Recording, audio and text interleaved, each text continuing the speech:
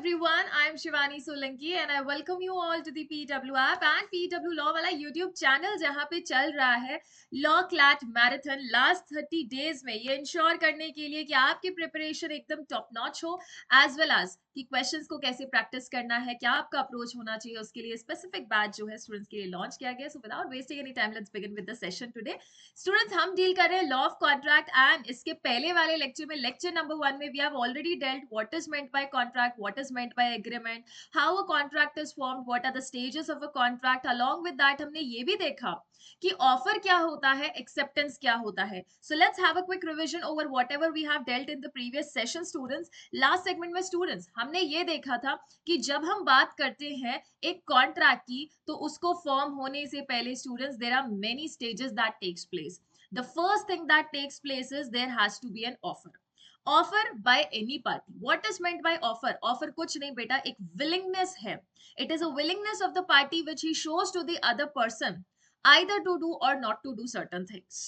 Plus, when this offer is kept before any person, जब ये offer accept कर लिया जाता है student सामने वाली पार्टी के द्वारा, it becomes a promise. What does it become? It becomes a promise. इसी promise में when we have consideration, consideration means something for something, quid pro quo, तो यहां पे जाके फॉर्म होता है हमारा एग्रीमेंट।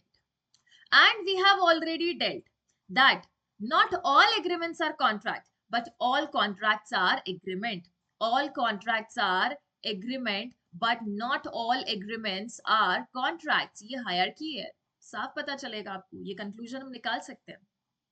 सो जब इस एग्रीमेंट में स्टूडेंट्स लीगल एनफोर्सिबिलिटी मिलती है, that is to say every agreement which is legally enforceable becomes a contract. There can be an number of agreements.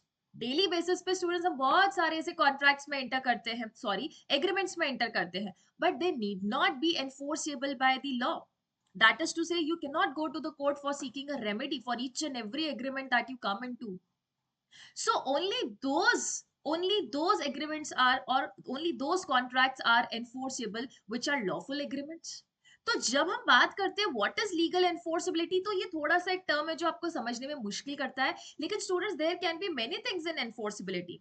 That is to say there has to be a intention to create legal relationship, there has to be a capable party, there has to be a lawful consideration, there has to be a lawful objective. So ये सारी चीजें मिलके हमारे एक agreement को जब legally enforceable बनाती है, हम कहते हैं that now we have entered into contract.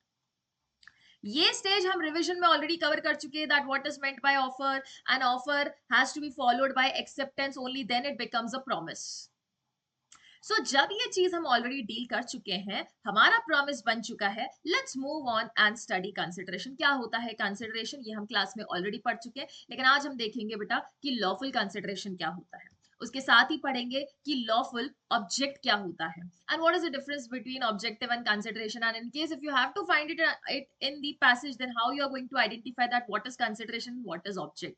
Are there any exceptions to lawful consideration, or are there any exceptions to the fact that all the agreements must have a consideration and any agreement without consideration becomes a void agreement? तो क्या इसका कोई exception है हमारे पास? There are three exceptions which we have already studied in all the three batches. फटाफट से revise करेंगे उसको भी, and we are also going to see the capacity of the parties की कैपेसिटी डील करनी है, बिकॉज ये सारी चीजें हमारे लीगल एनफोर्सिबिलिटी में आती है। So without wasting any time, let's begin and see that what is meant by consideration. Consideration हम सबको पता है students, consideration can be past, present and future. Ma'am ये कैसे conclusion निकाला? इसकी बेटा definition खुद ये कहती है that consideration can be past, present or future. Now the catch over here is that what is consideration? Passage में जब तुम्हें जहां किसी पार्टी को बेनिफिट जाता हुआ दिखे, कोई फायदा जाता हुआ दिखे, कुछ तो वैल्यू एडेड चीज दिखे, तो मान लेना बेटा वो कंसिडरेशन है। But on the other hand make sure that consideration is lawful. अगर आपको प्रॉब्लम हो रही है समझने में कि what is lawful consideration and unlawful, तो वहां लॉजिक लगा के देखना, खुद को सिचुएशन में पुट करके देखना कि if I would have been there, तो क्या मैं इस कंसिडरेशन को लॉफुल मानता या नहीं मानता। ठीक है, तो सुनो, कंसिडरेशन हम सिंपल भाषा में ये कहते हैं students that both parties must get something, something of value. मैं इतना सा लिखूं तो भी हो सकता है कि आपको समझ आ जाए। बट स्टूडेंट्स हमारी स्टोरी यहाँ खत्म नहीं होती, क्योंकि हमने बोला something of value, okay fine ma'am, हो सकता है कि एक पर्टिकुलर बिल्डिंग की वैल्यू आपके हिसाब से 10 करोड़ हो सकता है किसी पर्सन के लिए कुछ और हो। तो क्या कंसिडरेशन हमारे एक कॉन्ट्रैक्ट में सिर्फ एक पार्टी को जाएगा? नहीं, कंसिडरेशन दोनों पार्टीज को जाना चाहिए, because the objective of the contract law is that both parties must get something for something. If only one party gets something and the other party loses, it is not a valid contract, students. फिर तो ये wagering agreement वाली बात होगी कि आप शर्त लगा रहे हो, एक पार्टी जीती, दूसरे पार्टी का लॉस हो गया. Law of contract says that every contract which the parties have come into must be performed and there should be a lawful consideration. तो दोनों पार्टीज को जब कुछ के बदले कुछ मिलता है वो कंसिडरेशन होता है. एंड लिख लो general rule, consideration need not be adequate. Students, ये एडिक्वेट हो कोई जरूरी नहीं है. फैक्ट्स में आएगा और तुम देखोगे कि अरे ऐसे कैसे 10 करोड़ का बंगला 1 करोड़ में बेच दिया, 1 लाख में बेच दिया. नहीं नहीं, वैलिड एग्रीमेंट नहीं है. बिल्कुल है, बिल्कुल वैलिड एग्रीमेंट से वो वैलिड कॉन्ट्रैक्ट की तरफ बढ़ सकता है. बिल्कुल वो वैलिड कॉन्ट्रैक्ट होगा बेटा. बस ये देखना है कि जब वो कॉन्ट्रैक्ट में एंटर हो रहे हैं, 10 करोड़ की जमीन अगर 1 लाख में बेच रहा है तो वहां फ्री कंसेंट जरूर होना चाहिए. अगर दबाव में आके इतनी महंगी बिल्डिंग को इतना कम भाव में बेच दिया तो डेफिनेटली आप कहोगे कि फ्री कंसेंट नहीं थी. अगर आपके पैसेज में आपको दे रखा है या अगर आपके क्वेश्चन के फैक्ट्स में आपको दे रखा है, अगर ऐसा आपका फ्री कंसेंट वाला कोई भी चीज का मेंशन नहीं कर रखा है, that is there is absence of 5 things, तो मान लेना कि वहां पे वो फ्री कंसेंट है. लेकिन अगर एब्सेंस ऑफ फ्री कंसेंट वो नहीं चाहते, दैट मींस वो कोई ना कोई एलिमेंट आपको देंगे. कोर्जन हो सकता है, एंटी इन्फ्लुएंस हो सकता है, फ्रॉड हो सकता है, मिस रिप्रेजेंटेशन हो सकता है, मिस्टेक हो सकता है. बट ध्यान रखना, कंसिडरेशन कोई जरूरी नहीं एडिक्वेट. बेटा मैं अपने 10 करोड़ का बंगला आपको 10 लाख में दे सकती हूँ, 1 रुपए में भी दे सकती हूँ. क्लियर है? But yes, obviously in that case court is definitely going to take presumption that inadequacy of consideration means there might be no free consent. ठीक है, लेकिन अपने को तभी ये चीज सोचना है जब आपको उस पर्टिकुलर क्वेश्चन में दे रखा है. ओके, अब देखो स्टूडेंट्स, ये ध्यान रखना है कंसिडरेशन फ्लो किसकी साइड से होता है. Consideration flows at the desire of the promisor. At the desire of promisor means what? It is the promisor who is going to decide the consideration. It is the promisor who is going to demand for the consideration. And who is going to give the consideration? It is the promisee. Now ma'am, promisor और promisee तो contract में एक ही होते ना? नहीं. Remember this thing, I have already told you, in a contract we have reciprocal promises. What is meant by reciprocal promises? That is to say, एक जगह जहां ए पार्टी प्रोमिसर है, बी पार्टी प्रोमिसी है, वहीं पर बी पार्टी भी एक के लिए प्रोमिसर होता है, ए पार्टी भी एक वक्त के लिए प्रोमिसी होती है. Because both the parties have to perform their part of promises. Both the parties have to perform their part of obligation in a single contract. Clear hai? So at the desire of the promisor, when the promisee or any other person first has done, या तो कर लिया है, और abstained from doing, या नहीं किया है, that is खुद को करने से रोका है. Second is does or abstains from doing, या तो कुछ कर रहा है या खुद को रोक रहा है या नहीं करने के लिए आपसे प्रॉमिस किया है. Third is promises to do और abstain from doing, या तो वो फ्यूचर में ऐसी कोई चीज करेगा या फिर नहीं करने का आज आपको प्रॉमिस कर रहा है. These all becomes consideration. तो ये हो गया स्टूडेंट्स हमारा कैसा? Past consideration. ये हो गया हमारा प्रेजेंट कंसिडरेशन. लैंग्वेज देखो, ग्रामर देखो कैसी यूज कर रखी है. And the third is future consideration. And हमने बोला कि हर एग्रीमेंट में स्टूडेंट्स जब कंसिडरेशन होता है, हम कहते हैं, हर प्रॉमिस में जब कंसिडरेशन होता है, हम कहते हैं कि वो एग्रीमेंट बना है. तो can I conclude that every agreement needs to have a consideration? बेटा ऐसा कोई एग्रीमेंट नहीं हो सकता जिसमें कंसिडरेशन नहीं है. पर मान लो मैम, फिर भी अगर ऐसा एग्रीमेंट बन गया जिसमें कोई कंसिडरेशन नहीं है, तो उसका इफेक्ट क्या होगा? सिंपल है students, it will be void agreement. void agreement मतलब day one से that is zero. Law does not recognize any such agreement जहां पे consideration नहीं है. golden rule, agreement without consideration is a void agreement. कोई भी void contract नहीं बोलेगा, because ये valid contract नहीं बना. every void contract, to become every void contract, it means at any stage the contract had to be valid. किसी तो stage पे वो वैलिड होना चाहिए था, पर नहीं हुआ, दैट इज द रीजन वो void contract बन गया. लेकिन जब मैं बात करूं void agreement की, बेटा वो day one से क्या होता है? जीरो होता है, null and void होता है, no effect in the eyes of law. Clear है? Consideration means the price paid for the promise. वो प्रॉमिस परफॉर्म करने के लिए, वो ऑब्लिगेशन परफॉर्म करने के लिए एक पार्टी क्या प्राइस पे कर रही है, that amounts to consideration.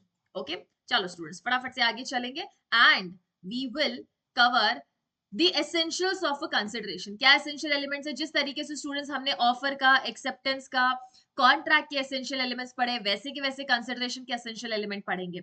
It says it is to be given at the desire of the promisor, that is to say who is going to decide that particular consideration? promisor decide करेगा. लेकिन देगा कौन consideration? promisee वो consideration देगा. Remember this thing, it is to be given at the desire of the promisor. और देगा कौन consideration? promisee देगा. Because performer कौन है? Who is the performer? Who is performing the contract? Promisor is performing. So when promisor is performing, he will accept certain things ना. तो who is going to give him the consideration? promisee. जिसके लिए आप contract perform कर रहे हो, उसको हम मुफ्त में थोड़ी ना contract का benefit उठाने देंगे, उससे हम कुछ तो वापस मिलेंगे. और जो जिस person से हम consideration लेते हैं वो होता है promisee. Students, in this case, I am a promisor for you, I am teaching you. Then who is going to pay the consideration? You are going to pay the consideration. Obviously, I'm not going to teach you in free. और app की बात कर रही हूं मैं ना. अगर app में पेड बैच होता है तो आपको जब पेड बैच बोला जा रहा है तो ऑब्वियसली बात है कि वहां पे कंसिडरेशन लिया जाएगा.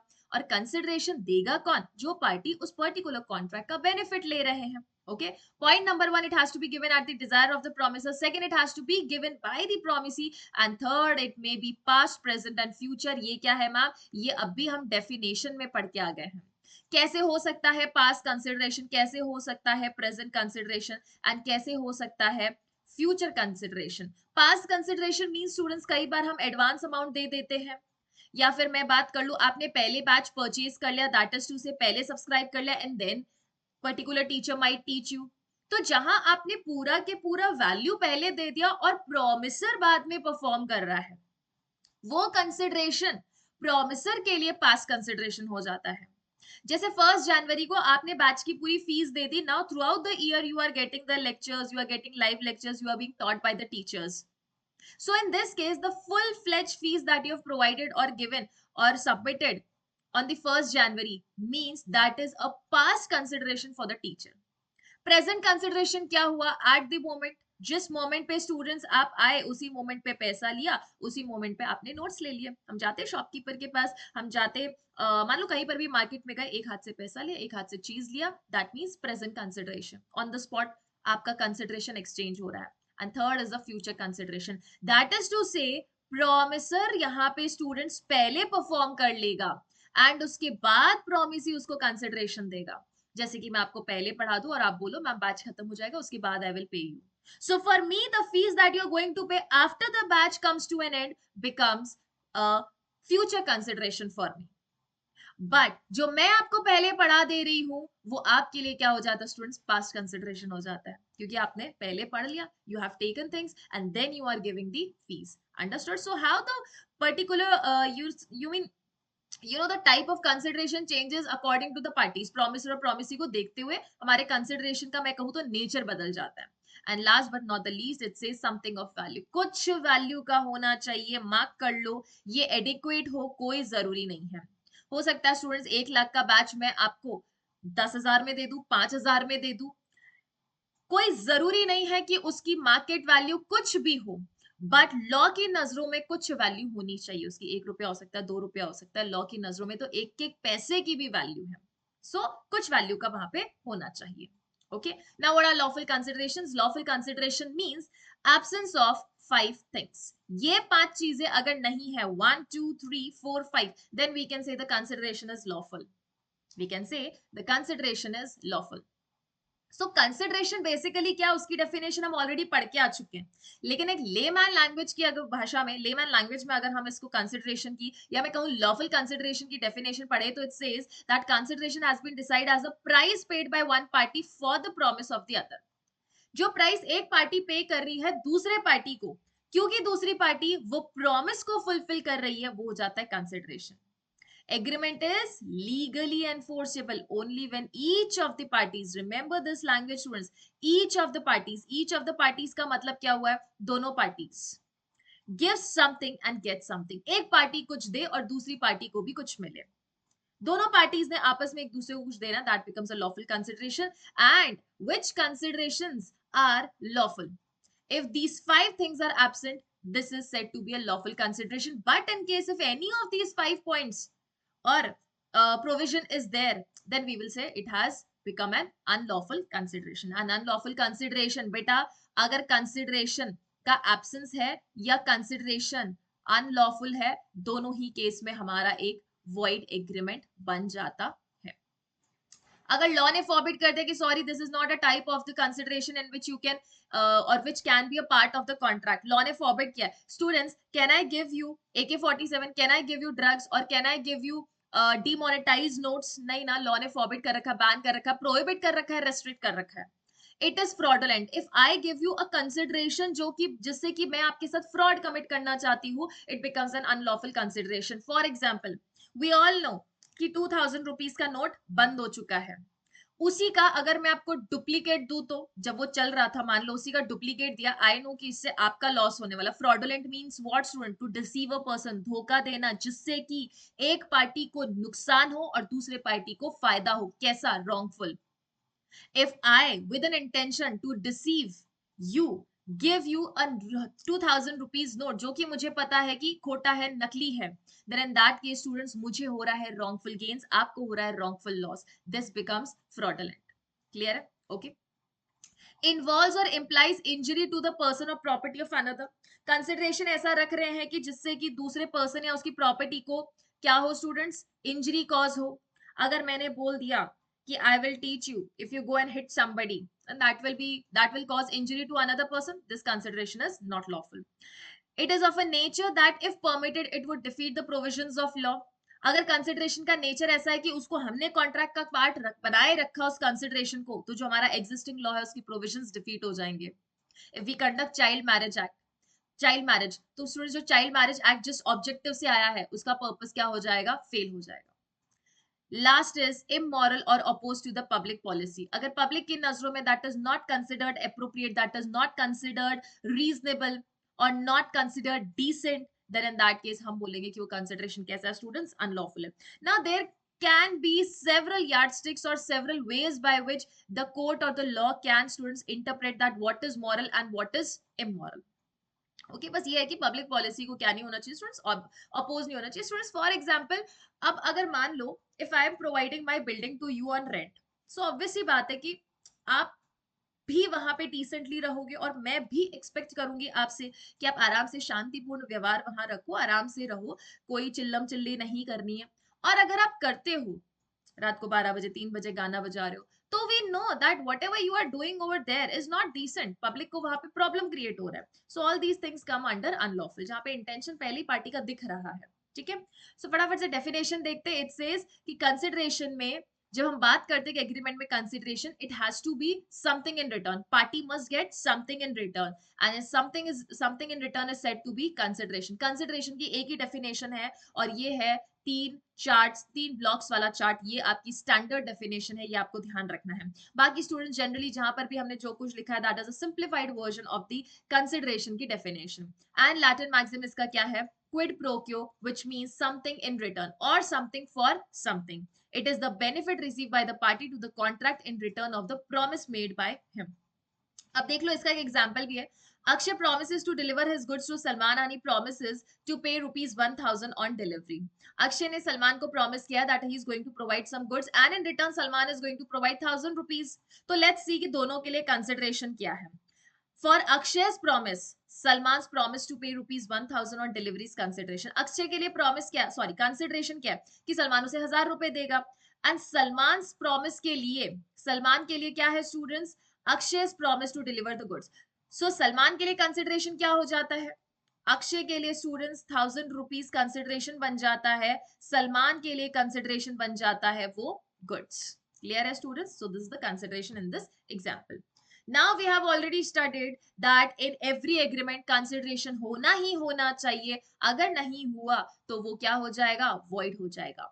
An agreement without consideration is void. ये हमारी क्या है स्टूडेंट्स? ये हमारी एक जनरल डेफिनेशन है, ये हमारा एक जनरल रूल है जो मैंने बोला है कि आपको दिमाग में अच्छे से याद रखना ही रखना है. void एग्रीमेंट वाला कॉन्सेप्ट अच्छे से ध्यान रखना, हो सकता है डायरेक्टली आपसे पूछा जाए, लेकिन उसके बेटा 3 एक्सेप्शन है. अनलेस का मतलब क्या हो गया? अगर ये 3 चीजें हैं तो इन 3 चीजों के होने के बावजूद भी अगर कंसिडरेशन नहीं है एग्रीमेंट में तो भी वो वैलिड है। ये एक्सेप्शन कहना चाह रहा है, ये हेडिंग के अंडर पढ़ रहे हैं। Agreement without consideration is valid when in these three situations. What are these three situations? First is promise due to natural love and affection. अगर आपने किसी ने आपसे नेचुरल लव एंड अफेक्शन पर कोई प्रॉमिस किया है कोई चीज देने का जो राइटिंग में हो, then in that case students वो एक वैलिड कंसिडरेशन है। We have already studied, father अगर आपको प्रॉमिस कर रहे राइटिंग में दे रहे, if you secure a good rank in CLAT he is going to provide you the bicycle, या प्रॉमिस कर लिया कि बर्थडे पे मैं आपको एक कार गिफ्ट करने वाला हूँ, बाइक गिफ्ट करने वाला हूँ। Even if our parents is not getting any consideration, वो एग्रीमेंट कैसा होगा? वैलिड होगा। रीजन बीइंग कि नेचुरल लव एंड अफेक्शन पे बेस्ड है। Second is compensation for the past voluntary act. You remember हमने इसमें एग्जांपल लिया था, एक बच्चा था जो कि डूब रहा था, आपने उसको बचा दिया, उसके पेरेंट्स खुश हो गए, वाह वाह व्हाट अ ब्रेवरी, आपने क्या एक एक्ट किया है, ब्रेवरी का एक्ट किया है। So in that case we are going to give you 1 lakh rupees और ₹10,000 एज अ रिवॉर्ड। आपने जब वो एक्ट किया तो इस मंशा से नहीं किया that you are going to get some consideration, एक सोशल सर्विस कर ली मान लो। वो एक्ट आप कर चुके हो, परफॉर्म कर चुके हो विदाउट एनी कॉन्ट्रैक्ट और agreement with the party. Now that particular party is promising you कि अब वो आपको आपकी पास्ट वॉलंटरी सर्विस, ध्यान रखना स्टूडेंट्स ये term voluntary, voluntary means what, हमारे बीच कोई एग्रीमेंट नहीं हुआ, आपने अपनी मर्जी से कर दिया, तो वो पास्ट की वॉलंटरी सर्विसेज के लिए आज अगर हम आपको प्रॉमिस कर रहे हैं कोई पर्टिकुलर चीज या कोई भी पर्टिकुलर बेनिफिट देने का, तो आज तो मेरे को कोई कंसिडरेशन नहीं मिल रहा ना आपकी साइड से, तो भी वो एग्रीमेंट वैलिड है। सिर्फ मैं आपको आपकी पास्ट वॉलंटरी सर्विसेज के लिए कुछ अमाउंट दे रही हूँ। फॉर एग्जाम्पल स्टूडेंट्स, आपको मेरा घुमा हुआ पर्स मिला, आपने लाके दिया, अब मैं बोल रही हूँ कि आज से 10 दिन बाद या हो सकता है 2-4 घंटे बाद मैं आपको 10,000 रुपए दूंगी। तो अब कॉन्ट्रैक्ट में एंटर कब हुए? अब एंटर हुए। जो पर्स आप ढूंढ के लेके आए थे बेटा वो वॉलंटरी लेके आए थे और पास्ट एक्ट हो चुका है, उस वक्त हम कॉन्ट्रैक्ट में नहीं थे। But today when I am promising you that I am going to give you 10,000 rupees, तो आज प्रॉमिस के वक्त मैं आपसे कुछ नहीं ले रही हूँ, लेकिन मैं आपको डेफिनेटली 10,000 रुपीज दे रही हूँ। तो जब मैं आज आपको 10,000 रुपीज दे रही हूँ तो I am not getting any consideration, but you are definitely getting 10,000 rupees. Then in that case आज के कॉन्ट्रैक्ट में हम लोगों के बीच कोई कंसिडरेशन नहीं है। ये पर्टिकुलर कॉन्ट्रैक्ट, ये पर्टिकुलर एग्रीमेंट वैलिड एग्रीमेंट रहेगा and it will turn into a valid contract. Clear है? And the third point is promise to pay a time barred debt. Time barred debt we have already studied. What is a time barred debt? ऐसा debt जिसके लिए अब आप suit file नहीं कर सकते. The debt which has been time barred or the debt against which or for the recovery of which you cannot file a suit in the court. But which you have promised कि अच्छा ठीक है भाई time barred date हो गया, तुम मेरे against suit लेके नहीं आ सकते हो, बट डू नॉट वरी, मैंने अपना दिल बड़ा करके बोला I am going to repay that amount back to you. तो आज जब प्रॉमिस कर रही हूँ कि मैं आपको वो अमाउंट वापस पे कर दूंगी जो कि लॉ की नजरों में अब एक वैलिड डेट नहीं रहता है, this becomes a promise to pay time barred debt. Remember this thing students, time barred debt law की नजरों में कोई एक वैलिड डेट नहीं रहता है जिसके लिए अब आप कोर्ट जा ही नहीं सकते हो, तो अब नहीं जा सकते हैं, still I am promising to pay. तो आज मैं प्रॉमिस कर रही हूँ कि पिछले बकाया को आज मैं पे करने वाली हूँ, तो आज जब मैं पे कर रही हूँ तो इन रिटर्न मुझे कुछ नहीं मिल रहा ना। सो इन दैट केस वहां पे कंसिडरेशन मेरे लिए कुछ नहीं है, भले ही मैं पास डेट आपको वापस दे रही हूँ, डेट भी वो दे रही हूँ which law does not consider, then that case students वो एग्रीमेंट कैसा रहता है? वैलिड रहता है, even if there is no consideration, आपको कोई कंसिडरेशन नहीं मिल रहा। रिमेंबर दीज थ्री एक्सेप्शंस बहुत अच्छे से स्टूडेंट्स एग्जाम में पूछा जा सकता है, ये आपको इलस्ट्रेशंस में हो सकता है कि देखने को मिले। ठीक है, चलो let's move on to the next topic, जहां पे स्टूडेंट्स ये इलस्ट्रेशन थोड़े से जरूर ध्यान रखना, ये सीधा सीधा आपको एक्सेप्शन में से दिखने वाला है।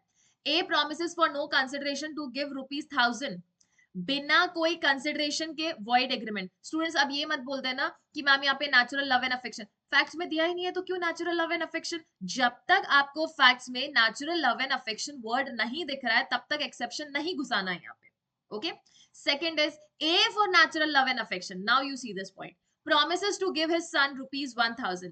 A puts his promise to be into writing and registers it. मैंने पहले ही बोला था नेचुरल लव एंड अफेक्शन पे हमें क्या चाहिए स्टूडेंट्स? राइटिंग में चाहिए ये चीज। अगर राइटिंग में दे रखी है और बेटा इन रिटर्न कोई कंसिडरेशन नहीं दे रहा है फादर को, still that becomes a valid agreement and a valid contract. This is a contract. Point number 3, A finds B's purse and gives it to him. B promises to give ₹50. This is a contract. Why? Because A ने क्या किया students? Past voluntary service किया है। Point number 4, A rescued B from drowning in the river. फिर से past voluntary service, and be appreciates the service that has been rendered, promises to pay ₹1000 to A, there is a contract between A and B. Clear है? तो फटाफट से ये चीजों को एक बार रिवाइज करने के बाद स्टूडेंट्स हम वन स्ट्रोक में ही सारे इसी टॉपिक्स के रिगार्डिंग प्रैक्टिस क्वेश्चंस देखने वाले हैं, जो आपको क्वेश्चंस देखने को मिले, हो सकता है मॉक्स में भी देखने को मिले। ओके, नाउ जब मैं ये कह रही हूँ students there is a lawful consideration, तो रिमेंबर कि लॉफुल कंसिडरेशन और लॉफुल ऑब्जेक्ट के एलिमेंट्स में, रिमेंबर दिस, एलिमेंट्स में कोई फर्क नहीं है, same as it is, same grounds है, लेकिन फिर भी कंसिडरेशन एंड ऑब्जेक्टिव में फर्क है। मैं फिर से लाइन बोल रही हूँ, अच्छे से सुनना। मैंने बोला lawful consideration and lawful object के एलिमेंट्स में कोई फर्क नहीं है, ग्राउंड सेम है, बट उनका मीनिंग अलग है। कंसिडरेशन क्या होता है एंड ऑब्जेक्टिव क्या होता है? Consideration means that you are getting something of value, कोई तो वैल्यू की आपको चीज मिल रही है। Objective is what? Your ultimate aim, your ultimate goal to come into that contract. उस कॉन्ट्रैक्ट में आप क्यों आए हैं, वो होता है आपका क्या स्टूडेंट्स, वो होता है आपका अल्टीमेट ऑब्जेक्टिव, राइट? चल अभी एक एग्जांपल से समझ लेते हैं इसको फटाफट से। मैंने आपको क्लास में भी एग्जांपल बताया था students. For example if I come to your home and आपके यहाँ पे मुझे एक ऊपर वाला रूम रेंट पे चाहिए, तो I ask you students whether that room is available for rent, you से यस मैम वो अवेलेबल है। तो मैंने बोला बेटा भाड़ा कितना लोगे? आपने बोला मैम 1000 रुपीज पर मंथ हमारा रेंट है। तो students living into that room, that particular room is consideration for me and that 1000 rupees is consideration for you. But what is the objective? Consideration दोनों parties को मिलना चाहिए। Objective किसी एक party का हो सकता है, जरूरी नहीं दोनों पार्टीज का ऑब्जेक्टिव। आपका ऑब्जेक्टिव सिर्फ स्टूडेंट्स वो 1000 रुपीज लेना भी हो सकता है, बट मेरा ऑब्जेक्टिव था उस रूम में रहना, पीसफुली रहना, स्टूडेंट्स को पढ़ाना। ये हो गया लॉफुल ऑब्जेक्टिव। वहीं पर if I start pursuing terrorist activities living into that room, then definitely that is not a lawful object and on that ground you can evict me or throw me out of your house also. Yes, definitely. इसीलिए तो कहते हैं ना कि जो हमारा मकान मालिक होता है वो बार बार उंगली करता है देखने के लिए, because he has lawful authority to see that whether there is a lawful purpose और lawful object being satisfied over there और नॉट। क्लियर है? तो देखो the objective of the agreement must not be, अगर ये 5 चीजें नहीं है तो हम बोलेंगे लॉफुल ऑब्जेक्टिव है, अगर ये 5 चीजें हैं तो हम बोलेंगे it is a unlawful objective. Parties to an agreement must agree for a lawful objective.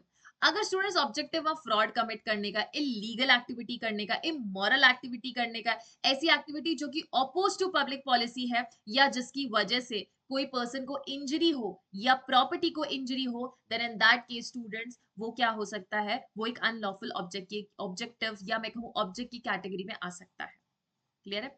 If the object is unlawful for one और the other reason mentioned above the agreement is void, same चाहे lawful objective है या फिर lawful consideration है, दोनों में ही students वो 5 चीजें मेंशन्ड है, हम कहेंगे कि इसका इफेक्ट ये होता है कि वॉइड एग्रीमेंट होता है। Any element that you are starting in law of contract, you need to understand कि इसका नेचर क्या रहेगा, फिर कॉन्ट्रैक्ट का क्या इफेक्ट पड़ेगा, whether it will become a void contract, whether it will become a voidable contract, whether it will remain a void agreement.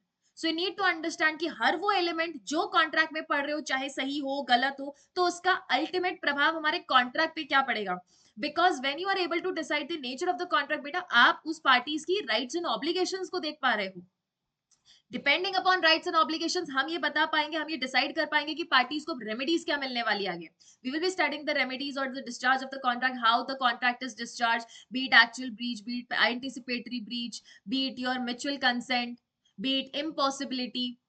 तो वो सारी चीजें देखेंगे and based on that we are going to see the remedies. तो remedies भी आपको तब available होती है, या फिर मैं कहूं कि रेमेडीज भी डिपेंड करती है आपके टाइप ऑफ कॉन्ट्रैक्ट पे कि अब ये क्या हो चुका है, वॉइडेबल हो चुका है, वॉइड एग्रीमेंट हो चुका है, या वॉइड कॉन्ट्रैक्ट है। ओके, चलो now we will move on to the another topic and that is the capacity of the parties. Parties must be capable, already पढ़ चुके हैं हम। पार्टीज क्या होनी चाहिए स्टूडेंट्स? केपेबल होनी चाहिए। रिमेंबर दिस थिंग, 2 एंगल से हम ये चीज पढ़ेंगे, क्योंकि कई बार स्टूडेंट्स आपको बेसिक जनरल रूल दे रखा होता है, आपको समझ आ जाता है, लेकिन उसी जनरल रूल को जैसे ही उल्टा करते हैं आप एकदम कंफ्यूज हो जाते हो ये क्या लिखा है। तो इसी रीजन की वजह से हम दोनों पर्सपेक्टिव से इस चीज को पढ़ेंगे।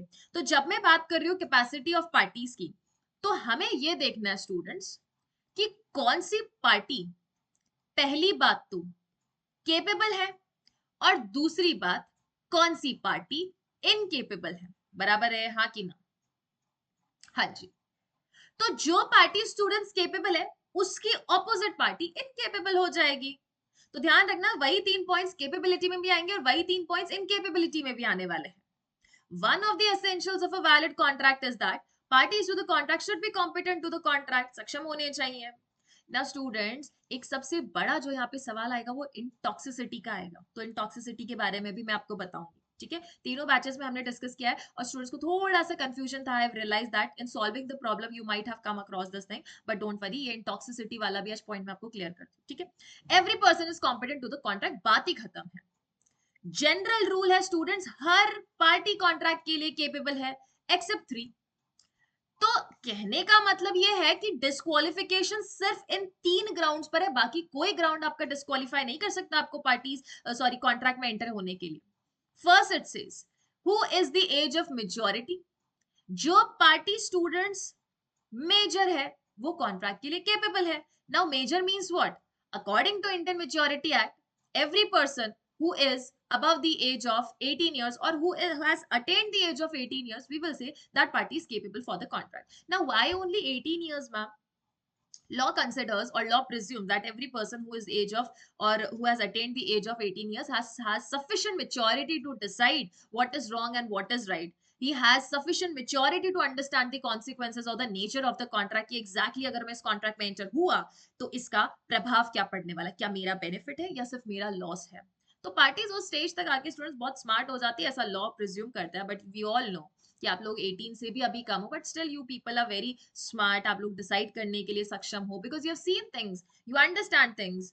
तो बहुत मेजर रोल प्ले करता है कि आप किस सराउंडिंग में रहते हैं, एजुकेशन कैसे हुआ है, तो ऑटोमेटिकली पर्सन उससे समझदार हो जाता है। बट स्टिल लीगल एज जो है वो 18 बना रखी है for the parties to enter into contract. कोई भी यहाँ पे मैरिज की एज नहीं बताएगा। मैंने क्लास में क्वेश्चन पूछा था और बच्चों ने बोला था ma'am 18 for the girls and 21 for the boys. नहीं बेटा नहीं, लड़का हो या लड़की हो, कॉन्ट्रैक्ट के मामले में सबकी एज 18 बता रखी है। It is only in the case of the marriage that you get to see the differentiation और discrimination between male and female with respect to their age. Understood? तो कॉन्ट्रैक्ट में कोई ऐसा एज का डिफरेंशिएशन नहीं है। ओके, सो 18 plus लिख लो। बहुत सारे स्टूडेंट्स को लग रहा था 21 एंड 18, नहीं, वो सिर्फ और सिर्फ आपको मैरिज में देखने को मिलेगा, specifically Hindu marriage act. Second है who is of sound mind. अब साउंड माइंड का कौन हो सकता है? मैं बोलूंगी मैं तो हमेशा साउंड माइंड की हूँ। साउंड माइंड मतलब हो सकता है कई बार हम बोले अरे ये तो पागल है, इसको थोड़ा ना समझ आता है। अब आपके लिए पागल हो सकता है, खुद के हिसाब से हो सकता है कि बहुत ही ज्यादा दिव्य शक्तियां रखने वाला व्यक्ति हो। साउंड माइंड का सिंपल मतलब ये होता है स्टूडेंट्स, हर वो पर्सन जो कॉन्ट्रैक्ट का मतलब समझ पाए, जो कॉन्ट्रैक्ट में आ रही ऑब्लिगेशन, आ रहे राइट्स को समझ सके, ये देख सके कि वो कॉन्ट्रैक्ट उसके बेनिफिट के लिए कितना है, उसके लॉस के लिए कितना है, नेचर कैसा है, लीगल है कि इलीगल है, इसका ऑब्लिगेशन या मैं कहूं तो इसका इफेक्ट क्या होने वाला है। तो हर वो चीज अगर इंसान समझ पाता है जो कि मेजोरिटी का एज का है, वो साउंड माइंड है। तो तीनों चीजें होनी चाहिए बेटा, मेजर भी होना चाहिए, साउंड माइंड भी होना चाहिए। ऐसा नहीं कि मेजर तो है पर अनसाउंड माइंड तो नहीं एंटर कर सकता कॉन्ट्रैक्ट में। All the three things should be there. Word and लगा लो यहाँ पे, and. Okay, and last point it says is that the person is not disqualified by law from contracting. Law अगर उसे डिस्क्वालीफाई नहीं करता है तो वो कॉन्ट्रैक्ट में एंटर हो सकता है। तो सवाल ये उठता है मैम क्या लॉ किसी को डिस्क्वालीफाई कर सकता है क्या कॉन्ट्रैक्ट में एंटर होने के लिए? जी हाँ, law can definitely disqualify certain people from entering into contract. But why ma'am, isn't it discrimination? No बेटा no. Procedure established by law. Constitution ये स्टेट को अथॉरिटी देता है that whenever they feel that it is in the interest of the justice, it is in the interest of the state, वो कुछ लोगों को debar कर सकते हैं कॉन्ट्रैक्ट में एंटर होने के लिए। कौन कौन से लोग डिस्क्वालीफाई हो सकते हैं, लिस्ट हम प्रोवाइड कर चुके हैं, मैंने बताई थी students. Convicted person, convicted and accused में फर्क है। अक्यूज जिस पे एलिगेशन लगा रखा है, कन्विक्टेड जिसकी दोष सिद्धि हो गई, who has been proven guilty not innocent, बेटा जो एक्विट हो गया है, या जिस पे एक्विट मतलब छूट गया है, बरी हो गया है, या फिर हम जिसे कहते हैं the person who has just been alleged या एलिगेशन लगाया गया है जिसके अगेंस्ट, उस पर्सन को डिपार्ट नहीं कर सकते। जिसको इम्प्रिजनमेंट हो गया, सजा हो गई, उस पर्सन को हम क्या कर सकते हैं? डिपार्ट कर सकते हैं। Second is what? Alien enemy. Alien enemy means what? Alien समझ आता है दूसरे देश से आया हुआ, एनिमी मीन्स दुश्मन। तो ऐसा देश जिसके साथ हमारे भारत देश की शत्रुता है, any country with which India is at war, और एक्चुअली एट वॉर है बेटा, नॉट गुड टर्म्स, वॉर में नहीं आएगा, not good terms alien enemy की कैटेगरी में उस पर्टिकुलर उस कंट्री के सिटीजन को नहीं डाल देता है। फुल फ्लेज जिसके साथ क्लियर कट वॉर डिक्लेयर किया गया है, तो इन दैट केस हम कहेंगे कि वो पार्टी या उस कंट्री का जो भी सिटीजन है वो कौन है स्टूडेंट्स, एलियन एनिमी की कैटेगरी में आता है। ओके चलो, तो वन बाय वन तो हमने यहां पढ़ लिया स्टूडेंट्स कौन सी पार्टीज केपेबल है कॉन्ट्रैक्ट में एंटर करने के लिए। अब इसी का अगर मैं उल्टा कर दूं तो वो इनकेपेबल हो जाएंगे। मेजर का उल्टा क्या हो गया स्टूडेंट्स? माइनर। तो कौन एंटर कर सकता है मेजर, कौन एंटर नहीं कर सकता? माइनर। ठीक है। सेकेंड यहाँ पे कौन एंटर कर सकता था? साउंड माइंड का पर्सन एंटर कर सकता था। यहाँ पे इसका उल्टा क्या हो जाएगा? Unsound mind person can not enter into contract. यहाँ पे थर्ड पॉइंट क्या था? The person who is not disqualified by law, ये कॉन्ट्रैक्ट में एंटर कर सकते हैं, और यहाँ पे the person who is disqualified by law can not enter into contract. Clear है? चलो, माइनर्स एग्रीमेंट। मान लो फिर भी ये जो पीपल अलाउड नहीं थे वो फिर भी कॉन्ट्रैक्ट में एंटर हो गए, क्या इफेक्ट होगा? Void agreement. वॉइड एग्रीमेंट रहने वाला है डे वन से, null and void, zero effect. मतलब this agreement can not be enforced into court of law and this can never become a lawful contract. कभी भी एक वैलिड कॉन्ट्रैक्ट नहीं बन सकता है। ओके देखो, a person is said to be a minor who has not completed the age of 18 years. अभी आपको बता रखा है कि an agreement by a minor is void ab initio. Void ab initio means from the beginning, from the very beginning that contract, sorry not contract क्योंकि contract तो कभी बना ही नहीं, एग्रीमेंट की स्टेज से बेटा ऊपर कभी ये कॉन्ट्रैक्ट बनेगा ही नहीं, क्योंकि इसी स्टेज पे हमारी लीगल एनफोर्सिबिलिटी नहीं हो रही है। लीगल एनफोर्सिबिलिटी मींस पार्टी जब केपेबल नहीं है तो हमारा एग्रीमेंट ऊपर जाता ही नहीं है, ये 10वीं फेल रह जाता है, 12वीं पास होने की श्रेणी में नहीं जाता है। रिमेंबर एग्रीमेंट मैंने हमेशा बोला था इस 10th pass and contract is 12th pass student. Okay clear है? सो यहाँ पे रीजन दे रखा है स्टूडेंट्स कि लॉ जो है माइनर्स को प्रोटेक्ट करता है, क्योंकि law presumes that their mental faculties are not that mature, they don't possess the capacity to judge what is good and what is bad, and where a minor is charged with obligation, then the contracting party seeks to enforce those obligation against minor, the agreement is void ab initio। देखो ऐसा नहीं है students, ये मत सोचना कि कभी अरे मैम माइनर के साथ कॉन्ट्रैक्ट कर लिया तो अब उसके अगेंस्ट पार्टी कोर्ट में कैसे जा रही, कोर्ट में जा सकते हो, but court is not going to allow you to enforce that particular agreement citing the reason that the agreement is void ab initio। Understood? Clear है?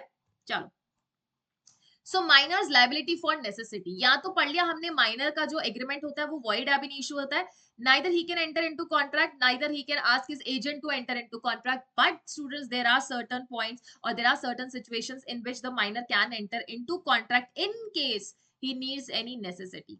मान लो बेटा एक बच्चा है, इसके माँ बाप नहीं है, मान लो इसके पेरेंट्स की डेथ हो चुकी है, तो बेटा अब इसको कुछ नेसेसिटीज की जरूरत होगी, बुक्स हो सकता है, स्कूल की फीस हो सकती है, स्कूल की यूनिफॉर्म हो सकती है, फूड शेल्टर हो सकता है, ये सारी चीजें चाहिए होगी। तो अगर कोई भी पर्सन इसको वो नेसेसिटीज प्रोवाइड करता है, then that is a valid agreement and that particular person can recover that amount or the amount or the expenses that he has incurred for providing the necessity to this minor. Minor being incapable to enter into contract if supplied by another person with necessities suited to his life, the person who has furnished such supplies is entitled to the reimbursement from the property of the minor, but the minor himself is not liable to the supplier। Minor की property में से students हम इस person को वापस reimburse कर देंगे, लेकिन माइनर पर्सनली लायबल नहीं होने वाला है। लेकिन मैम अब सवाल ही उठता है अगर माइनर के पास कोई पर्सनल प्रॉपर्टी नहीं है, then no recovery is possible, कोई रिकवरी यहाँ पे नहीं होने वाली है। ठीक है? क्लियर है? चलो, पर्सन ऑफ अनसाउंड माइंड और अनसाउंड माइंड का पर्सन भी अगर कॉन्ट्रैक्ट में एंटर कर गया, then in that case what, unsound mind का पर्सन कॉन्ट्रैक्ट में एंटर कर गया तो same students effect, it will be void ab initio, that is to say कि ये स्टार्टिंग से void एग्रीमेंट रहने वाला है। अब सवाल ये भी उठेगा आपके सामने क्या सिर्फ माइनर को स्टूडेंट्स नेसेसिटीज जा सकती है? नहीं बेटा, यहाँ पे इन केस एक अनसाउंड माइंड को भी तो नेसेसिटी जा सकती है ना। विकृत व्यक्ति है, उसको नहीं समझ आता, पढ़ा लिखा है but still he is of unsound mind, उसका खाना पीना रहना नहाना धोना ये सारी नेसेसिटीज तो उसको भी मांगती है ना, उसको भी तो चाहिए। तो अगर उसको भी कोई प्रोवाइड कर रहा है स्टूडेंट्स, सेम केस जैसे कि हमने यहाँ पे एक माइनर के केस में पढ़ा था, ये भी रिम्बर्समेंट के लिए एंटाइटल्ड है। For a valid contract, it is necessary that each party must have a sound mind. अब sound mind का person कौन होता है? Who, for the purpose of a contract, if at the time when he makes, is capable of understanding it and forming a rational judgment. जो rational judgment बना सके, rational judgment means what? To decide both pros and cons, जो ये चीजें समझ सके. Explanation: a person who is usually of unsound mind but occasionally of sound mind may make a contract when he is of sound mind. जब वो sound mind का है तो कॉन्ट्रैक्ट में आ सकता है। स्टूडेंट्स 24 घंटे में से अगर वो 2 घंटे के लिए भी साउंड माइंड का है, वो उन 2 घंटों में कॉन्ट्रैक्ट में एंटर हो सकता है क्योंकि उस वक्त उसको सूझबूझ थी। अब 24 घंटे में से स्टूडेंट्स वो अगर 20 आवर्स अनसाउंड माइंड का है तो अनसाउंड माइंड के टाइम वो क्या नहीं कर सकता स्टूडेंट्स? कॉन्ट्रैक्ट में एंटर नहीं कर सकता है। ओके चलो, अच्छा इसके साथ एक और पॉइंट यहाँ पे हम पढ़ लेंगे स्टूडेंट्स। एक पॉइंट और पढ़ना है, इंटॉक्सिकेशन। क्या intoxication can be a ground for disqualification from the contract? Remember this thing students, law of contract by practice has developed a particular मैं कहूँ तो tradition that intoxication is definitely a ground for disqualification, but the catch over here is it depends upon the extent to which a person is intoxicated. अगर person is intoxicated to such an extent जहां पे उसको consequences समझ नहीं आता है, जहां पे उसको नेचर ऑफ द कॉन्ट्रैक्ट समझ नहीं आ रहा है, या मान लो किसी ने उसको इनवॉलेंट्री इंटॉक्सिकेशन करा है, हालांकि बेटा वॉलेंट्री इंटॉक्सिकेटेड हुआ और बहुत हाई है, then in that case also valid contract नहीं रहेगा क्योंकि उसमें सोचने समझने की बुद्धि नहीं है। और अगर इनवॉलेंट्री हुआ है तब तो डेफिनेटली नहीं होने वाला है, वैलिड कॉन्ट्रैक्ट नहीं होने वाला है। So you need to understand extent क्या है, and generally students any person जो कि इंटॉक्सिकेटेड है उसको डिस्क्वालीफाई कर रखा है कॉन्ट्रैक्ट में एंटर होने के लिए। जाहिर सी बात है कि उसके मेंटल फैकल्टीज या जो उसका कॉग्निशन है वो वर्क नहीं कर रहा है, he is not conscious, unconscious mind का है वो। ओके क्लियर है? चलो students, now we will come to disqualified by law. कौन सा पर्सन डिस्क्वालिफाइड होता है लॉ के द्वारा? First we have already discussed that the person जो कि, just a minute students, okay yes, alien enemy. अब देखते हैं एलियन एनिमी कौन होता है और उसके बाद हम पढ़ेंगे कन्विक्टेड पर्सन कौन होता है। ठीक है, alien enemy means an alien citizen of a foreign country जो भले ही अगर इंडिया में रह रहा है can enter into contract during the peace time only. अगर उस कंट्री के साथ इंडिया का अच्छा संबंध चल रहा है तब तो वो पर्सन क्या कर सकता है? कॉन्ट्रैक्ट में एंटर कर सकता है, and that too subject to any restriction imposed by the government in that respect. उसे हर वो रेस्ट्रिक्शन फॉलो करनी पड़ेगी जो कि इंडियन लॉज या इंडियन गवर्नमेंट ने इम्पोज कर रखी है वाइल वो इंडिया में रहते हुए अगर कॉन्ट्रैक्ट में एंटर कर रहा है तो। But on declaration of the war between the country, that country and India, he becomes N alien enemy and can not enter into contract. Remember this thing students, जैसे ही वॉर डिक्लेयर हुआ अब उस country के किसी भी person के साथ हम कॉन्ट्रैक्ट में एंटर नहीं हो सकते। लेकिन मान लो जिस दिन वॉर छिड़ा उस दिन ऑलरेडी कोई कॉन्ट्रैक्ट सबसिस्ट कर रहा था, कोई पर्टिकुलर कॉन्ट्रैक्ट उस एलियन एनिमी के साथ सबसिस्ट कर रहा था, तो मैम इसका क्या इफेक्ट होगा? सिंपल सी चीज है स्टूडेंट्स, ये कॉन्ट्रैक्ट उस टाइम पीरियड तक के लिए सस्पेंड हो जाएगा, उस टाइम तक के लिए रुक जाएगा। उस टाइम पीरियड तक के लिए parties need not perform their obligation that they have mentioned in the contract. Clear है? उस टाइम पीरियड तक के लिए वो ऑब्लिगेशन स्टूडेंट सस्पेंड हो जाएगी। But what if the war situation has vanished, खत्म हो गई है, एंड दोनों कंट्रीज वापस पीस पर आ चुके हैं, दोनों कंट्रीज वापस पीस पर आ चुके स्टूडेंट्स, तो कॉन्ट्रैक्ट का सस्पेंशन खत्म हो जाएगा एंड कॉन्ट्रैक्ट वापस से रिवाइव हो जाएगा, कॉन्ट्रैक्ट वापस से रिस्टोर हो जाएगा। सो ये ध्यान रखना दैट वॉर जब छिड़ा था तो उसके बाद न्यू कॉन्ट्रैक्ट में एंटर हो रहे हैं या उसके पहले ऑलरेडी कॉन्ट्रैक्ट्स बन चुके हैं। Contracts entered into before the declaration of the war stand suspended and cannot be performed during the course of the war. उस war के वक्त, when the war is active, war चल रहा है, उस वक्त हम कॉन्ट्रैक्ट को परफॉर्म नहीं कर सकते। Of course they can be revived after the war is over provided they have not already become time barred, provided कि उनकी जो टाइम लिमिट थी उस पर्टिकुलर कॉन्ट्रैक्ट में अगर वो खत्म नहीं हो गई है तब तो हम कॉन्ट्रैक्ट को वापस से रिवाइव कर सकते हैं, रिस्टोर कर सकते हैं, पार्टीज अपनी अपनी ऑब्लिगेशन परफॉर्म कर सकती है। लेकिन अगर टाइम बार्ड हो चुका है, टाइम बार मींस टाइम खत्म हो चुका है उस कॉन्ट्रैक्ट को परफॉर्म करने का, अब वो कॉन्ट्रैक्ट रिवाइव नहीं हो सकता है। अगर वॉर खत्म हो चुका है, कंट्रीज पीस पर आ चुके हैं, तो वापस से न्यू कॉन्ट्रैक्ट फॉर्म कीजिए। Last is convicted person. कौन होता है एक कन्विक्टेड पर्सन? मैंने बोला students, who has been found guilty, who has been found guilty, जिसका गिल्ट प्रूव हो चुका है। A convict is one who is found guilty and is imprisoned, मतलब जिसको सजा मिल रही है। During the period of imprisonment a convict is incompetent. ध्यान रखना, during the period of imprisonment, जब तक वो कन्विक्टेड है तब तक ही। once his conviction is over, he has served his imprisonment, he has served his punishment, उसके बाद वो कॉन्ट्रैक्ट के लिए एंटाइटल्ड है students.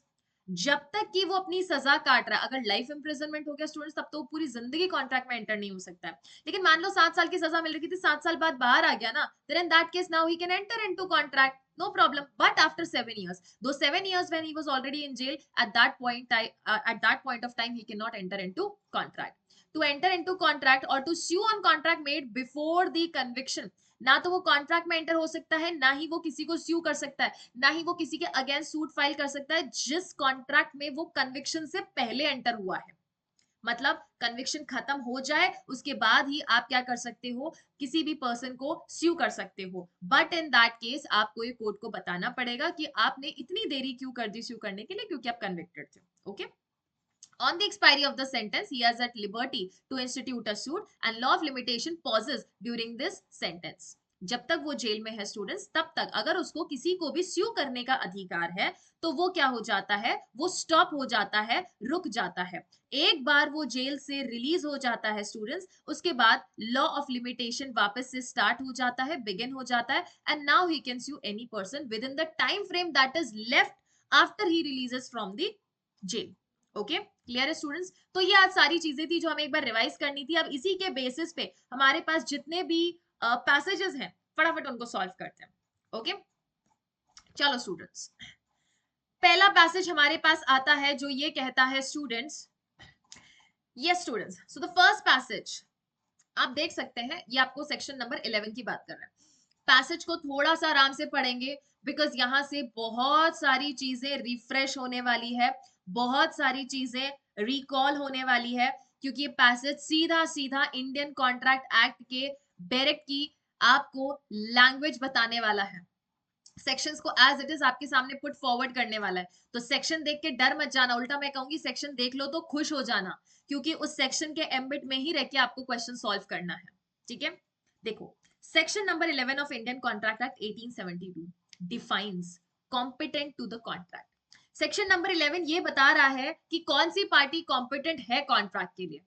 It says every person is competent to contract who is of the age of majority, जो कि majority की age की है, according to the law to which he is subject, and who is of sound mind and not disqualified from contracting by any law to which he is subject. Which he is subject means हर वो law जो कि उसको govern करता है, जो कि उसके subject matter of contract को गवर्न करता है, अगर उसके हिसाब से वो डिस्क्वालिफाइड नहीं है तो वो पर्सन क्या कर सकता है स्टूडेंट्स, कॉन्ट्रैक्ट में एंटर हो सकता है। पैसेज को आराम से पढ़ेंगे थोड़ा, और मैं अच्छे से रीड कराऊंगी, because if you do not read the passage thoroughly, if you do not read the passage with focus और कंसंट्रेशन, तो बहुत ज्यादा हाई प्रोबेबिलिटीज है कि आप क्वेश्चन को गलत मार्क करके आएंगे। पैसेज को ही पढ़ना, जवाब हमें पैसेज में से ही मिलने वाला है। ओके, अगर आपको ये लग रहा है कि मैम चीजें याद कर करके मुझे जाना है क्लैट के पेपर में, तो ऐसा नहीं है। This new pattern of the CLAT does not aims to see that how much memory you have, rather they want to see कि आप लॉजिकली कितना अच्छा रीजनिंग दे सकते हो। And always remember students, CLAT का जब भी पेपर अटेम्प्ट कर रहे हो, तो जब आप रीजनिंग दे रहे हो, जब भी आप स्टूडेंट्स रीजनिंग दे रहे हैं, ये मेक श्योर करना है कि वो रीजनिंग लीगल भी होनी चाहिए, लॉजिकल भी होनी चाहिए, लॉजिकल बाद में, लीगल पहले होनी चाहिए।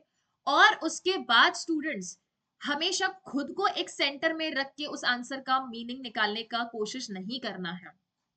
पब्लिक एट लार्ज आपको देखना है कि उसका इफेक्ट क्या पड़ने वाला है। सेल्फ सेंटर्ड होके उस पर्टिकुलर पैसेज को या क्वेश्चन को अटेम्प्ट करने की कोशिश मत करना कि अरे मेरा तो ये माइंडसेट है तो मैं तो इसी सिचुएशन में यही करूंगा। Think about people at large, generally जनता क्या करती है उस सिचुएशन में, और what would have been acceptable if you were in that situation by the public at large or even by the law. Okay, in simpler terms, a person who is of legal age, usually 18 and above, mentally capable of making decision and not prohibited by law, can enter into a contract. So ये summary है, ये passage क्या है students, ये next paragraph first paragraph का summary है. Okay, आगे देखो. Competency is important in contract law to ensure that the parties enter into an agreement willingly. Why competency is necessary? क्यों हम बोल रहे हैं कि हर पार्टी ने कॉम्पिटेंट होना चाहिए? हम तो बोल सकते थे ना, जैसे लॉ ऑफ एविडेंस बोलता है any person is competent to be testified. Testified means किसी भी पर्सन को आप विटनेस के तौर पे कोर्ट में लेके आ सकते हैं. तो वैसे की वैसे कॉन्ट्रैक्ट में भी बोल देते, बट उनका ऑब्जेक्टिव है. What is the objective? Remember this students, remember this thing students. कोई भी लॉ बनाए तो उसके पीछे ऑब्जेक्टिव है. There has to be a plausible reason. Has to be क्या? It is always there. Okay, and fully understand the terms and conditions involved. Parties को वो टर्म्स एंड कंडीशंस अच्छे से समझ में आना चाहिए, विलिंगली होना चाहिए, दैट इज टू से उनकी फ्री कंसेंट होनी चाहिए. thereby protecting them from exploitation, fraud and undue influence. जब पार्टीज कॉम्पिटेंट होगी, समझदार होगी, सक्षम होगी, तभी तो हम कहेंगे ना कि पार्टीज का एक्सप्लॉइटेशन नहीं है, फ्रॉड नहीं है, अनड्यू इन्फ्लुएंस नहीं है. Indian Contract Act 1872 establishes the criteria for competency in India. ये क्या स्टैब्लिश करता है स्टूडेंट्स? इंडिया में कॉम्पिटेंसी बता रहा है कौन सी पार्टीज कॉन्ट्रैक्ट में एंटर कर सकती है. To be considered capable of entering into contract, a person must meet the following requirements. Contract में एंटर होने के लिए फॉलोइंग रिक्वायरमेंट्स जरूरी है. Let's read one by one. First देखना अच्छे से, इन्होंने बोला है एज. ये मॉक का क्वेश्चन है स्टूडेंट्स, मॉक के क्वेश्चन को बहुत अच्छे से अटेम्प्ट करना है. It says the individual must have reached the age of majority, and we know according to Indian Majority Act 18 और 18 plus becomes the age of majority. 18 होते ही बेटा, जिस दिन 18 के हुए आप कॉन्ट्रैक्ट में एंटर कर सकते हैं. Indian Majority Act 1875 declares that age of majority for all persons in India to be 18 years. If a minor is cared for by a guardian, अगर कोई माइनर का बेटा गार्डियन है और a court of wards, court of wards मतलब जो कि आपका एक लीगल गार्डियन है, या मैं कहूं it is appointed by the court. Okay, the age of majority gets raise to 21 years. उस केस में स्टूडेंट्स उसकी एज कितनी हो जाती है? 21 years हो जाती है. Minor lacks, that is to say अगर कोर्ट ऑफ वार्ड्स है या कोई भी गार्डियन है उस पर्सन का, तो उसकी एज कितनी होगी? 21 years की रहने वाली, अगर उसका पीछे कोई गार्डियन है तो. Okay, minor lacks the legal capacity to enter into a binding agreement. Minor इतना केपेबल नहीं है कि वो एक बाइंडिंग एग्रीमेंट में एंटर कर सके, although they can be beneficiaries of the contract designed in their best interest. ये क्या हुआ? कहने का मतलब ये है बेटा कि माइनर खुद तो कॉन्ट्रैक्ट में एंटर नहीं कर सकता है, खुद तो कॉन्ट्रैक्ट में एंटर नहीं कर सकता है, बट किसी कॉन्ट्रैक्ट में बेनिफिट जरूर ले सकता है. बेनिफिट ले सकता है, बेनिफिशियरी बन सकता है. कैसे बेटा? अब अगर आप कहीं ट्यूशन जा रहे हो तो वहां की फीस आप थोड़ी ना पे कर रहे हो, आप तो माइनर हो, और आपके साथ तो वो ट्यूशन टीचर भी आपके साथ कॉन्ट्रैक्ट में नहीं है, वो आपके पेरेंट्स के साथ कॉन्ट्रैक्ट में. फीस आपके पेरेंट्स ने दी है, तो आपके पेरेंट्स ने जिधर आपका होम ट्यूशन लगाया है वो टीचर, वो madam and your parents are into the contract, but the consideration and the benefit flows to you. Benefit आपको मिल रहा है ना, बेनिफिट आपको मिल रहा है. Parties to the contract are your parents and that particular home tuition teacher. Clear है? सो बेनिफिट आप ले सकते हैं, बेनिफिशियरी आप बन सकते हैं. नेक्स्ट इंपॉर्टेंट इज, अगला स्टूडेंट्स हमारे पास यहाँ पे मैं कहूं कि एसेंशियल रिक्वायरमेंट क्या है एक वैलिड एग्रीमेंट की या कैपेसिटी ऑफ द पार्टीज की? Mental ability. A person must have a sound and stable mental capacity to understand the nature of the agreement and its consequences. दोनों चीजें समझ आनी चाहिए. एक तो एग्रीमेंट या कॉन्ट्रैक्ट का नेचर और कॉन्सिक्वेंसेस. कॉन्सिक्वेंसेस मतलब फर्दर इसका इफेक्ट क्या होने वाला है, क्या दोनों के राइट्स एंड ऑब्लिगेशंस अराइज होने वाले हैं. सिर्फ एग्रीमेंट समझ आ गया लेकिन आगे का नेचर समझ नहीं आया, not a valid agreement. Signing a contract while not of sound mind or under the influence of drugs or alcohol is not considered competent. Understood. अगर उसको ड्रग्स एडमिनिस्टर किया गया या उसने खुद से लिया है या अल्कोहल लिया है, that is to say that if the party is intoxicated, intoxicated है बेटा parties, he is not competent to contract. If a person is occasionally of unsound mind, occasionally means कभी कभी अनसाउंड माइंड का हो जाता है, कभी कभी दौरे पड़ जाते हैं, is or mentally ill, he may contract when he is of sound mind or mentally fit. वो तब कॉन्ट्रैक्ट में एंटर हो सकता है स्टूडेंट्स जब वो मेंटली फिट है। ये हम पढ़ के आ चुके हैं, यू रिमेंबर एक्सप्लेनेशन में हमने पढ़ा था, अगर 24 आवर्स में से स्टूडेंट्स 2 आवर्स वो अनसाउंड माइंड का रहता है तो वो 2 आवर्स के लिए कॉन्ट्रैक्ट में एंटर नहीं कर सकता, लेकिन 24 आवर्स में से बाकी के 2 आवर्स तो वो साउंड माइंड है ना, तब वो कॉन्ट्रैक्ट में एंटर कर सकता है। Next is the contractual capacity और टू से कॉन्ट्रैक्चुअल कॉम्पिटेंस। कॉन्ट्रैक्चुअल कॉम्पिटेंस मतलब अब देखेंगे कि कॉन्ट्रैक्ट उसे कितना बाइंड करता है। अ person must not B legally board from entering into a binding agreement. किसी भी पर्सन को आप एक बाइंडिंग एग्रीमेंट में एंटर करने से क्या नहीं कर सकते, बार नहीं कर सकते, स्टॉप नहीं कर सकते। This includes individuals who are bankrupt yet not discharged as well as those who are mentally ill। ठीक है, क्या बोल रहा है, अ person must not B legally board from entering into a binding contract. Students कई बार आपके दिमाग में ये सवाल आता है कि मैम जो बैंकरप्ट पर्सन है क्या हम उसको मना कर सकते हैं कॉन्ट्रैक्ट में एंटर करने के लिए? नहीं स्टूडेंट्स, आप उसको मना नहीं कर सकते, बिकॉज बैंकरप्सी या मैं कहूं insolvency is not a ground for disqualification from entering into a contract, but yet not discharged as well as those who are mentally ill। देखो नेक्स्ट क्या बोल रखा है, फ्री कंसेंट होनी चाहिए। अगर पार्टीज कॉन्ट्रैक्ट में एंटर हो रही हैं तो यहाँ पे फ्री कंसेंट भी जरूरी है। Both parties must voluntary join the agreement without coercion, without misrepresentation और without undue influence from the other party. बताओ कौन सा पॉइंट मिसिंग है इसमें से, और कौन सा पॉइंट मिसिंग है, फ्रॉड मिसिंग है एंड मिस्टेक मिसिंग है, right? Because we have already read कि अगर ये 5 चीजें है किसी कॉन्ट्रैक्ट में तो that consent is not free. In certain types of contracts such as those involving the sale of immovable property, immovable property की sale है students, then the ability of both the parties to transfer the property is also a requirement। दोनों parties इतनी capable होनी चाहिए कि वो उस particular immovable property को transfer कर सके, because हम पढ़ के आ चुके हैं students, sale अगर immovable property का है ये register की होनी चाहिए, तो मतलब ये ट्रांसफर को इफेक्ट देने के लिए पार्टी कॉम्पिटेंट होनी चाहिए। Only individuals who possess the legal title to the property and the authority to transfer it are considered competent to enter into such contract। So हम कब बोलेंगे कि कोई पर्टिकुलर पार्टी कॉन्ट्रैक्ट में केपेबल है enter होने के लिए? When it is a sale of immovable property, when the person has the ownership, word title दिखे स्टूडेंट्स या ओनरशिप दिखे, it means one and a same thing. उस पार्टी के पास ओनरशिप होनी चाहिए। बेटा अगर मेरे पास किसी प्रॉपर्टी का ओनरशिप ही नहीं है, can I enter into contract? मैं बोल सकती हूँ अरे मैं तो 18 प्लस हूँ, मैं तो साउंड माइंड हूँ, I am not disqualified by law, neither I am a convicted person, neither I am an alien enemy, I can definitely enter into contract. Okay ma'am, you can enter into contract, you can sell an immovable property, but you are not the owner of that property. तो ये कुछ और essential elements है जब हम बात करते हैं एक स्पेसिफिक टाइप ऑफ कॉन्ट्रैक्ट की जहां पे हम सेल कर रहे हैं एक इमूवेबल प्रॉपर्टी की। ठीक है स्टूडेंट्स, चलो we have one more paragraph। it says to be considered competent to enter into contract in India, a person must fulfill the criteria of appropriate age, mental capacity, contractual capacity and free consent। तो इस passage में आपको ध्यान देने योग्य 4 चीजें बताई है। एज बताया है, मेंटल कैपेसिटी बताया है, कॉन्ट्रैक्चुअल कॉम्पिटेंसी बताया है एंड लास्ट आपको बताया स्टूडेंट्स फ्री कंसेंट। ये सारी चीजें होनी जरूरी है।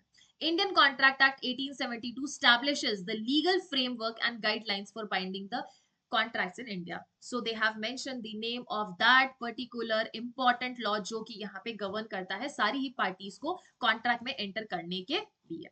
क्लियर है? चलो students, so let's attempt the questions. First question क्या कहता है? फर्स्ट क्वेश्चन कह रहा है students, Maria, a 17-year-old individual wants to enter into contract to purchase a laptop from an online seller। एक ऑनलाइन सेलर से वो एक क्या करना चाहती है स्टूडेंट्स? एक लैपटॉप खरीदना चाहती है, she has the necessary funds to make the purchase, उसके पास सफिशिएंट पैसा भी है वो पर्टिकुलर लैपटॉप खरीदने के लिए. Which of the following statements best applies the law regarding the competency to the contracts in India? Maria, a 17-year-old individual जो कि लैपटॉप खरीदना चाहती है, उसके पास सफिशिएंट पैसा भी है. Which of the following law applies best applies the law regarding the competency?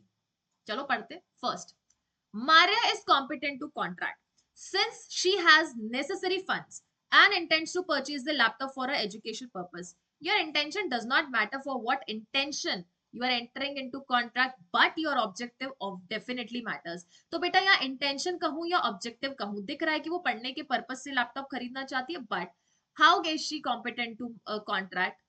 Necessary funds होने से, मतलब पैसा होने से क्या कोई contract में enter होने के लिए capable हो जाता है क्या? नहीं. जरूरी क्या है? एज होनी चाहिए. Maria is not competent to contract because she is below the age of majority according to Indian law. Definitely this is an appropriate option. लेकिन let's read the other options also to find it out if we have a better option giving a better legal reasoning. C says Maria is competent to contract if she seeks the consent of her parents and legal guardian. Even if students, the legal guardians provide the consent over here, अगर वो consent provide कर देते हैं, legal guardian provides the consent, still Maria is not competent to contract. Legal guardians उसके behalf पे जरूर contract में enter कर सकते थे. ठीक है, clear है? Option number D, Maria is competent to contract if she can provide proof of her mature decision making abilities. हो सकता है बेटा 14 साल का बच्चा, 13 साल का बच्चा हमसे ज्यादा मेच्योर हो, but the level of maturity does not qualify you to enter into a contract. What qualifies you to entering into contract is legal valid age, and that is 18 years का होना चाहिए. So right option over here is B. Okay, moving on to next question students. देखो next question क्या कहता है. Rajesh, a 25-year-old individual, recently suffered a severe head injury in a car accident and is currently in coma. Coma में है, 25 साल का व्यक्ति है. Okay. His brother Ankit wants to enter into a contract on Rajesh behalf to sell his car. अब जो अंकित है, राजेश का ब्रदर है, वो कॉन्ट्रैक्ट में एंटर होना चाहता है जहां पे वो राजेश की कार को सेल कर सके. According to the law regarding the competency to contract in India, which of the following statement is most applicable in this scenario? बेटा देखो, अब अगर हम राजेश की बात करें तो ये अनसाउंड माइंड है ना. Why he is of unsound mind? क्योंकि कोमा में है. Can he take decisions for himself? Can he make better decisions for himself? Can he understand the nature of the contract? Can he understand the consequences of the contract? नहीं, ये हो ही नहीं सकता है. So let's read all the options. It says Ankit is competent to contract on Rajesh's behalf since they are immediate family members and has a close relationship. Merely because you're a family member does not helps you or does not makes an eligibility criteria to enter into contract. Remember this thing. Okay, so ये option cut हो जाता है. Ankit is not competent to contract on Rajesh's behalf because Rajesh is currently incapacitated and unable to give his consent. True है. बेटा अगर आपको किसी unsound mind या माइनर के बिहाफ पे कोई भी कॉन्ट्रैक्ट में एंटर होना चाहिए, उनका एक कंसेंट होना चाहिए. That can be implied also and that can be express also. But Rajesh is not in situation to students communicate the consent. Option number C. Ankit is competent to contract on Rajesh's behalf if he can provide medical proof of Rajesh's intention to sell the car. क्या intention या proof of intention becomes a qualification or eligibility criteria to enter into contract? Not at all. Ankit is not competent to contract on Rajesh's behalf unless he obtains a power of attorney or legal guardianship over Rajesh. नहीं. Students, power of attorney भी वो कैसे लेगा? And Rajesh के ऊपर legal guardianship क्या ले सकता है अंकित? मेजर एज का है. जो हमारा राजेश है स्टूडेंट्स, वो क्या है? मेजर एज का है. इन केस अगर राजेश थोड़ा बहुत भी सुध बुध में आके स्टूडेंट्स अंकित को अपनी कंसेंट कम्युनिकेट कर देता है तो अंकित उसकी कार सेल कर सकता है. वरना सोचो ऐसे तो हमारी कोई भी चीजें सेल आउट कर देगा कि ठीक है ना, पागल हो गए हैं, गिर गए, नीचे दिमाग पे लग गई है. नहीं, this is not allowed. So in that case students, Ankit is not allowed to enter on Rajesh behalf into a contract because Rajesh अभी अपनी consent उसे communicate नहीं कर सकता है. अगर वो करते तो उसके बिहाफ पे अंकित डेफिनेटली कॉन्ट्रैक्ट में एंटर कर सकता है। Moving on to next question, students. Rahul, a 17-year-old, enter into an contract to purchase a car from Ravi. 17 years का है और रवि से वो कार परचेज करना चाहता है. However, after a few days, Rahul changes his mind and wants to cancel the contract. अब वो कॉन्ट्रैक्ट को कैंसिल करना चाहता है. Ravi insists that the contract is valid and Rahul is obligated to fulfill his end of the agreement. Ravi बोल रहा है नहीं, आप तो कॉन्ट्रैक्ट में एंटर हुए हो, आपको तो फुलफिल करना पड़ेगा. Based on the information provided in the passage, what is the legal status of the contract between Ravi and Rahul? Ravi and Rahul के बीच में students ये contract कैसा है? Ravi and Rahul के बीच में ये contract कैसा है? Rahul 17 years old है students. Contract is valid because Rahul agreed to do it. क्या contract valid है क्योंकि राहुल ने agree कर दिया? नहीं. एज का क्या होगा? इसीलिए तो बेटा हमें एज दिखाई गई है ताकि हम उस क्वेश्चन को अच्छे से पढ़ सके, समझ सके. The contract is invalid because Rahul is not the age of majority. Rahul की एज ही है ना. हाँ, Rahul is 17 years old students, तो ये कॉन्ट्रैक्ट इनवैलिड होता है. कॉन्ट्रैक्ट इनवैलिड मतलब वॉइड एग्रीमेंट है ये. C option, contract is valid if Rahul's guardian और court of what approved the agreement. अच्छा, एंटर राहुल कर जाए और उसके बाद अप्रूवल वो करे? नहीं. The contract is valid if Rahul has mental capacity to understand the consequences. ठीक है, हम तो बोल रहे हैं 16 साल 15 साल का बच्चा भी mature है, but 18 years का क्या? So in that case, students, option number B is correct. Option number B for question number 3 is correct. चलो आगे चलेंगे. Meera who has been declared bankrupt but not yet discharged. Meera जो कि bankrupt हो चुकी है but अभी भी discharge नहीं हुई है, enters into a contract with Arjun to provide consulting services. दिवालिया घोषित हो चुकी है, इंसॉल्वेंट है, लेकिन अभी तक डिस्चार्ज नहीं हुई है. Then in that case Arjun के साथ वो एक कॉन्ट्रैक्ट में एंटर होती है जहां पे वो कंसल्टिंग सर्विसेज प्रोवाइड कर रही है अर्जुन को. After the services are rendered, Meera demands payment from the Arjun. However, Arjun refuses to pay citing Meera's bankruptcy status. बोल रहा है कि भाई मीरा, तुम जो हो वो बैंकरप्ट हो, इसलिए मैं तुम्हें ये पेमेंट नहीं देने वाला हूं. Based on the information provided in the passage, what is the legal status of the contract between Meera and Arjun? Meera और अर्जुन के बीच में स्टूडेंट्स कॉन्ट्रैक्ट का स्टेटस कैसा है? Option number A, it says the contract is valid because Meera provided consulting services. ठीक है, कोई बात नहीं स्टूडेंट्स, आंसर है, don't worry, we need to understand the reasoning behind it. The contract is valid because Meera provided consulting services. The contract is invalid because Meera is bankrupt and has yet not been discharged. ये हम incompetency में पढ़ के आए, passage में clear cut line लिखी हुई है. The contract is valid if Meera's bankruptcy status does not affect her ability. देखो वो बेटा bankrupt है और अभी भी discharge नहीं की गई है, that is उसकी bankruptcy subsist कर रही है. आगे देखो, the contract is valid if the Arjun voluntarily agrees to pay Meera despite her bankruptcy status. Now let's go to the passage. Passage की ये line देखो, competency. Yes, contractual competency. A person must not be legally barred from entering into a binding agreement. But देखो आगे से, this includes individuals who are bankrupt but yet discharged as well as those who are mentally ill. तो ये क्या होते हैं students? ये board है कॉन्ट्रैक्ट में एंटर करने से, ये कॉन्ट्रैक्ट में एंटर नहीं कर सकते हैं जिनको अभी तक डिस्चार्ज नहीं किया गया लेकिन ये बैंकरप्ट हो चुके हैं. अंडरस्टूड? क्लियर है? सो या फिर मेंटली इल भी हो गए हैं, they can not enter into the contract. So simple सी बात है, जब वो कॉन्ट्रैक्ट में एंटर नहीं कर सकते तो उनका कॉन्ट्रैक्ट कैसा होता है स्टूडेंट्स? इनवैलिड होता है उनका कॉन्ट्रैक्ट. क्लियर है?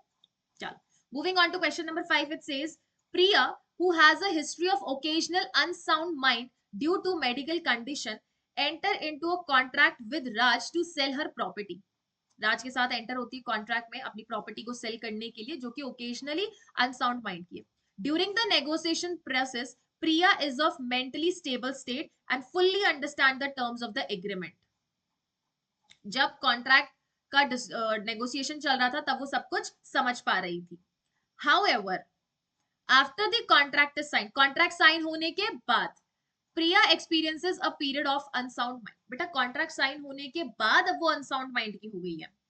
Based on the information provided in the passage, what is the legal status of the contract between Priya and Raj? क्या उनका valid status है students contract का? It says contract is valid because Priya was mentally stable at the time of signing.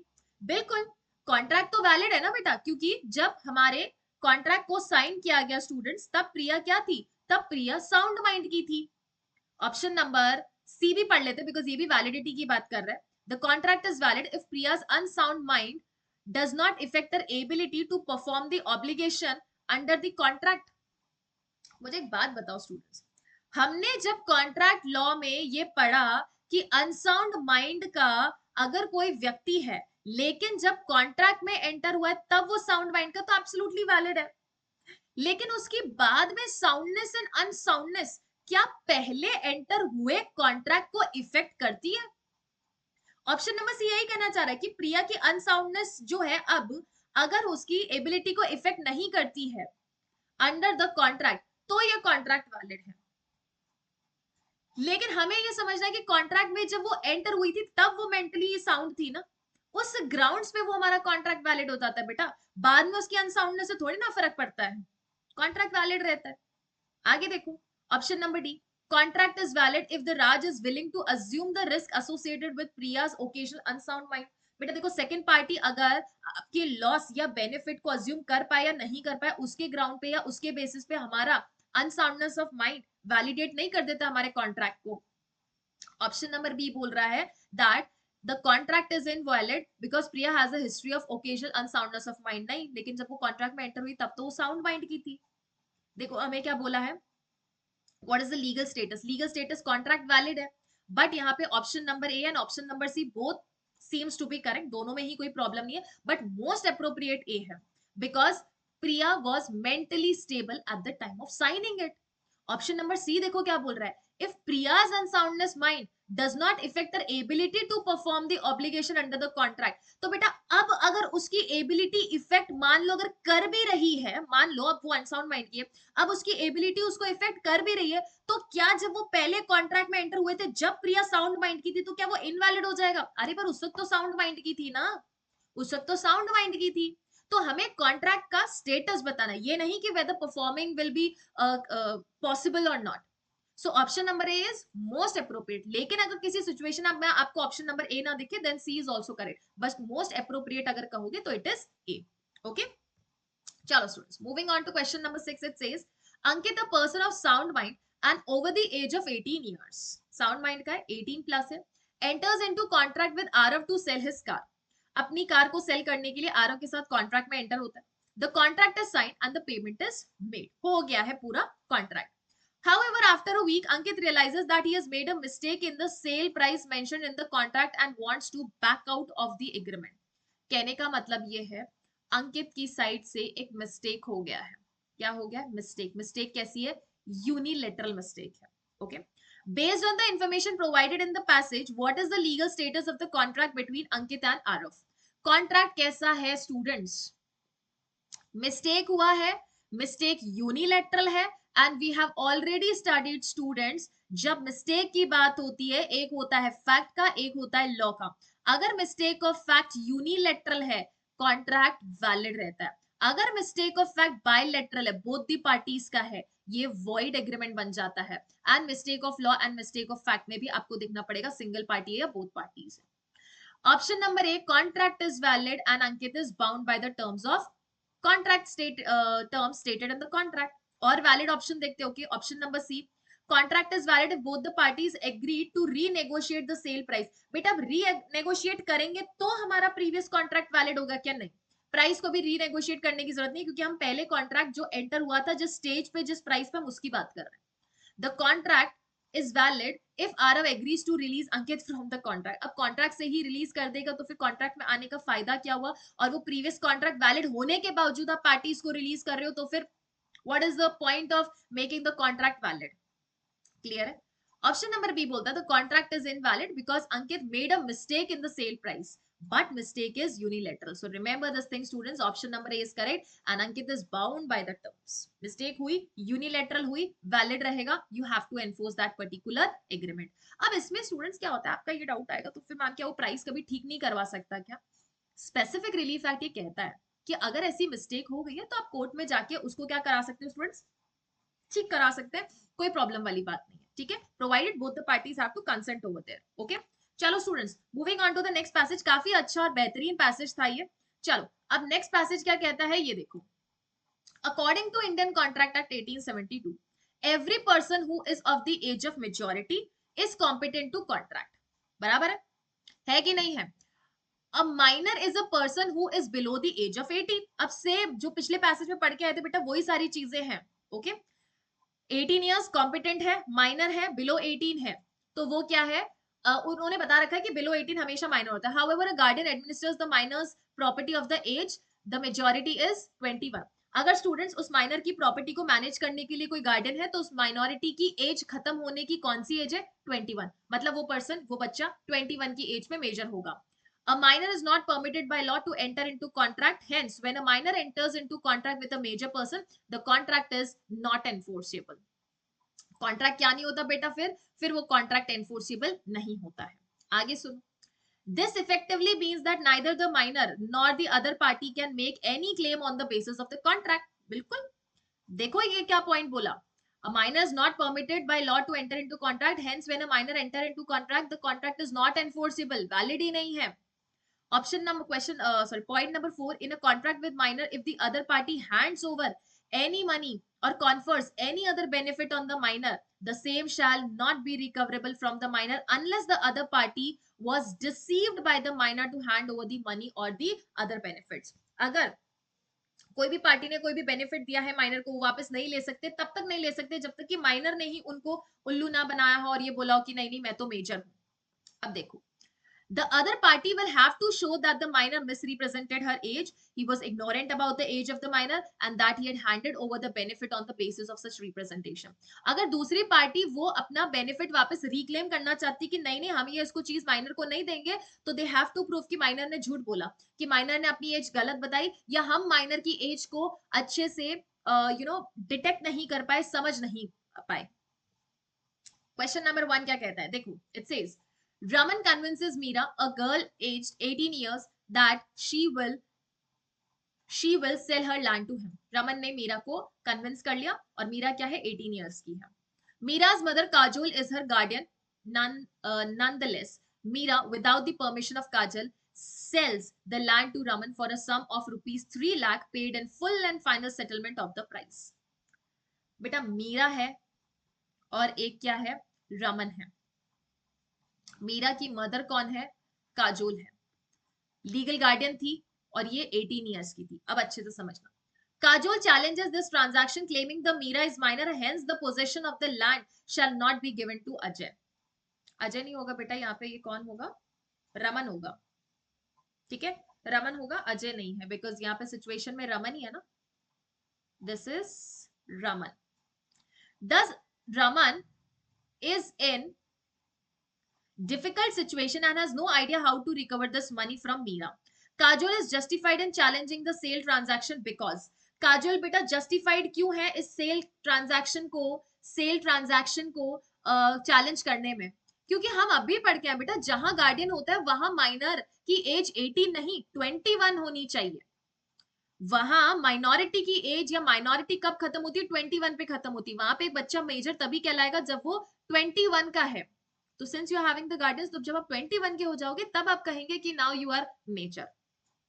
Meera is of unsound mind, unsoundness की तो बात ही नहीं आई, मीरा तो बिल्कुल साउंड माइंड की थी। Meera is 18 years old, she will be treated as minor as Kajol is her guardian। Option number B। Option number C, though Meera is 18 years old, she cannot sell the land without the permission of her mother। ठीक है, mother की permission के बिना वो cell नहीं कर सकती, पर क्यों नहीं कर सकती, क्योंकि गार्डियन के मामले में 18 इयर्स अभी भी माइनॉरिटी की कैटेगरी में आता है। D, though Meera is 18 years old, she should not be treated like a person who has attained the age of majority। हाँ नहीं करेंगे, लेकिन क्यों नहीं करेंगे, क्योंकि काजोल अभी भी उसकी गार्डियन है। So most appropriate answer is students option number B. Okay, next question, considering the facts from the question 1 of the passage, same facts, Raman can be allowed to recover the money only if he can show that तो चलो students options पढ़ते हैं। Option number A बोलता है he was deceived by Meera who misrepresented her age. अगर वो ये show कर दे कि मीरा ने अपनी एज को मिसरिप्रेजेंट किया है। Option number B he honestly believe that Meera was empowered under the law to sell the land. अगर वो ये ऑनेस्टली बिलीव करे कि मीरा एम्पावर्ड थी लैंड को सेल करने के लिए, students any person who will deceive the shopkeeper, तो वो तो बिलीव करेगा ना। ये वो क्यों मान रहा था? क्योंकि शी डिसीव्ड हिम। डिसीव होने की वजह से ही थॉट कि वो एम्पावर्ड है।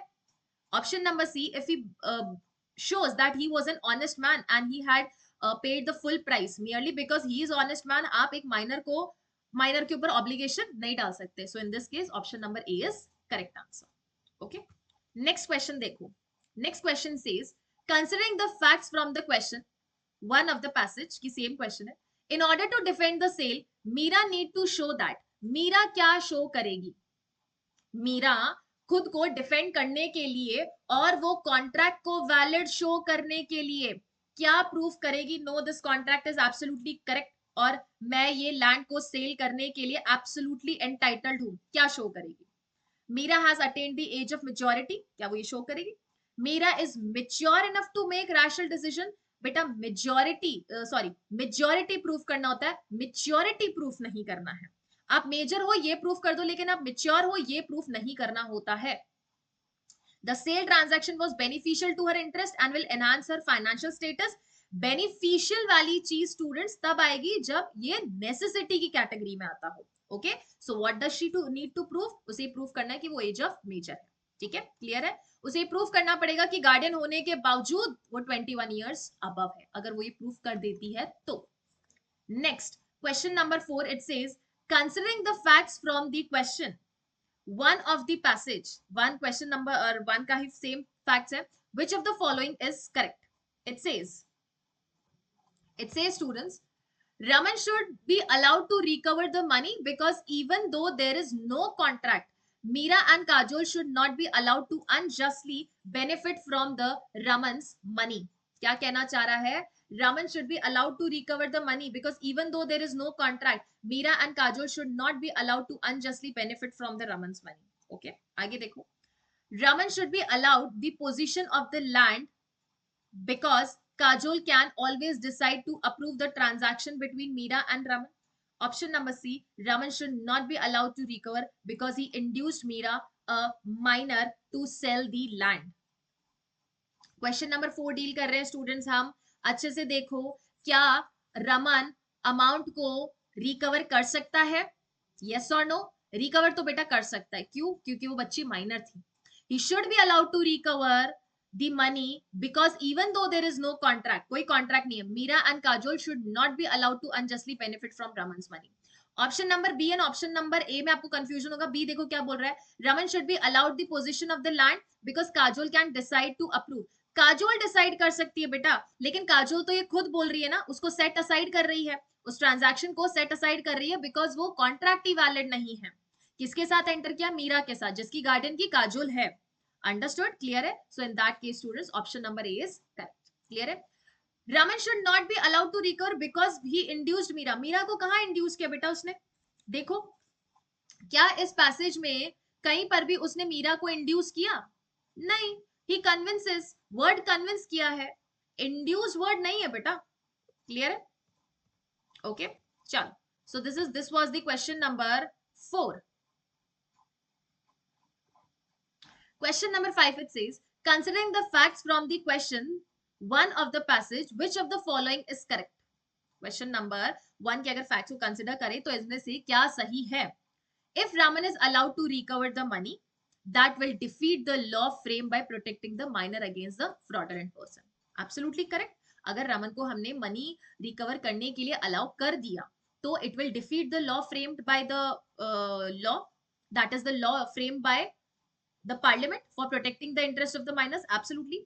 If Raman is not allowed to recover, that will cause him injustice as he is now paid off the entire sale. If Ajay is allowed to recover Kajol, if Ajay Raman is allowed to recover, Kajol will benefit from the both the money and land. ये तो गलत ही हो जाता, option ही पूरा गलत हो जाता, because ये एकदम वेग ऑप्शन आ गया जिसमें हम काजोल को बेनिफिट पहुंचा रहे हैं। Option number A and B को अच्छे से देखो। ए बोलता है अगर हमने रमन को अलाउ किया मनी रिकवर करने के लिए तो वो डिफीट कर देगा लॉ के वो प्रोविजन जिससे कि हम माइनर को प्रोटेक्ट कर रहे हैं, जिससे कि हम माइनर को प्रोटेक्ट करें। बेटा वो माइनर थी, क्यों थी? क्योंकि वो 21 ईयर्स के मामले में 21 ईयर्स की अबव होने के बाद वो मेजर होती, because she is having what, she is having a legal guardian. और कहीं पर भी उसने अपनी एज को मिसरिप्रेजेंट नहीं किया है, कहीं पर भी उसने बेटा अपनी एज को मिसरिप्रेजेंट नहीं किया है। सो अगर हम उसको अलाउ कर देते हैं रिकवर करने के लिए तो डेफिनेटली वहां माइनर को जो लॉ प्रोटेक्ट कर रहा है वो क्या हो जाएगा स्टूडेंट्स, डिफीट हो जाएगा। क्लियर है? ओके चलो students, moving on to the passage number 3। Passage number 3 किसकी बात करता है, ये अच्छे से देखेंगे। According to the Indian contract act, a contract is defined as an agreement that is enforceable by law. For a contract to be valid, it must meet the certain essential element which includes offer and acceptance, intention to create a legal relationship, lawful consideration, competent parties, free consent, lawful object, and not being expressly declared void. So ये सारी चीजें हम contract के essential elements में already पढ़ के आ चुके हैं कि ये चीजें तो होनी चाहिए। Section 10 of Indian Contract Act states that the parties to the contract must be competent to the contract. Yes, absolutely. Section 11 further elaborates on the competence of the parties, stating that a person must be of the age of majority, sound mind, and not disqualified from contracting by law applicable to them. So section number 10 बोल रहा है parties competent होनी चाहिए contract में enter होने के लिए। 11 ये बोल रहा है कि कौन सी पार्टीज कॉम्पिटेंट है कॉन्ट्रैक्ट में एंटर करने के लिए। Minors, persons of unsound mind, and persons disqualified by law are considered incapable of forming a contract. The age of majority for a person is generally 18 years, but it can vary depending on the specific laws applicable in different jurisdiction. Bilkul. Regarding the contracts entered into minor, there has been a historical controversy regarding whether such contracts are void at the minor's option or altogether void. सो अगर minor के contracts को देखें students तो हमेशा से ये definitely लड़ाई रहा है, मुद्दा भी रहा है डिस्कशन का, जहाँ पे कुछ केसेस में तो हमने माइनर को स्टूडेंट्स लाइबल ठहराया और कुछ केसेस में हमने माइनर को लाइबल ही नहीं ठहराया है। कुछ केसेस में बोला है कि माइनर ने अगर मिसरिप्रेजेंट किया उसके बाद भी that person is entitled for the money, and कुछ केसेस में मिसरिप्रेजेंटेशन करने के बाद भी ये बोला गया है that the particular minor has to restore the benefit that he has taken from the aggrieved party. So ये जो डिसीजन है ये इतना फ्लक्चुएट क्यों कर रहा है, ये इतना चेंज क्यों कर रहा है, बिकॉज फैक्ट्स एंड सर्कमस्टांसेस बहुत अलग होते हैं। This controversy was resolved in 1903 by Judicial Committee of the Privy Council in the case of Mori Bivi versus Dharmdas Ghose, जिसके बारे में हमने क्लास में किया था। The court held that contract entered into by a minor is void ab initio and not merely voidable. Void ab initio है day 1 से, they are null and void from beginning, they have no effect, zero effect होता है। As a result, there are certain effects of minor's agreement. कुछ effects होते हैं minor के agreement के। First, no estoppel against minor, minor को हम stop नहीं कर सकते। स्टॉपल का मींस स्टॉप होता है, you can not, you are not allowed to revert back, और you are not revert back तो कर सकते हो but you are not allowed to change what you have already said. The minor cannot be stopped from setting up the defense of incompetency due to minority. Minor students क्या नहीं कर सकता है, defence नहीं ले सकता है incompetency का। Even if minor fraudulently misrepresents their age to induce someone to enter into contract, the minor is not stopped from claiming the minority. कहने का मतलब है स्टॉपल का रूल क्या कहता है कि आपको स्टॉप किया जा रहा है कोई चीज डिनाई करने से, लेकिन यहाँ बोल रहा है नो स्टॉपल अगेंस्ट माइनर, मतलब माइनर के अगेंस्ट तो स्टॉपल लगता ही नहीं है, मतलब माइनर डिफेंस ले सकता है कि वो माइनर है। नो लाइबिलिटी इन कॉन्ट्रैक्ट और torts, a minor's agreement is devoid of legal effects and minor cannot be held liable for a contractual or tortious obligation arising from the agreement. However, there may be expectations in case where the minor has acted beyond the scope of the contract. देखो क्या बोल रहा है, minor का agreement का कोई legal effect नहीं होता है, माइनर को आप लाइबल नहीं ठहरा सकते फॉर कॉन्ट्रैक्चुअल और टॉर्टियस ऑब्लिगेशन, लेकिन कुछ एक्सेप्शंस में स्टूडेंट्स जहां पे minor has acted beyond the scope of the contract वहां पे उसको लाइबल ठहराया जा सकता है।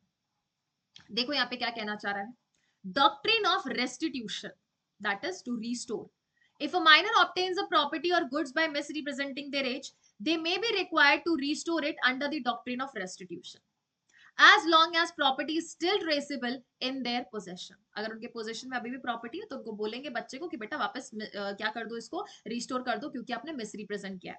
However, if the minor has sold or converted the goods, अगर उसने बेच दिया या गुड्स को अपने बेनिफिट के लिए कन्वर्ट कर लिया, कंज्यूम कर लिया, they cannot be compelled to repay the value of the goods. फिर उसको आप कंपेल नहीं कर सकते. Beneficial contracts. Certain contracts that are beneficial to the minor, such as contracts of necessaries suited to their condition in life, marriage contracts, contracts of apprenticeship, may be enforceable for the minor's benefit. ये चीजें की जा सकती हैं. Okay. Option to retire from beneficial contracts on majority. Option है हमारे इस person के पास, किसके पास, माइनर के पास, कि वो बेनिफिशियल कॉन्ट्रैक्ट से क्या कर सकता है, रिटायर कर सकता है जब वो मेजर हो जाए.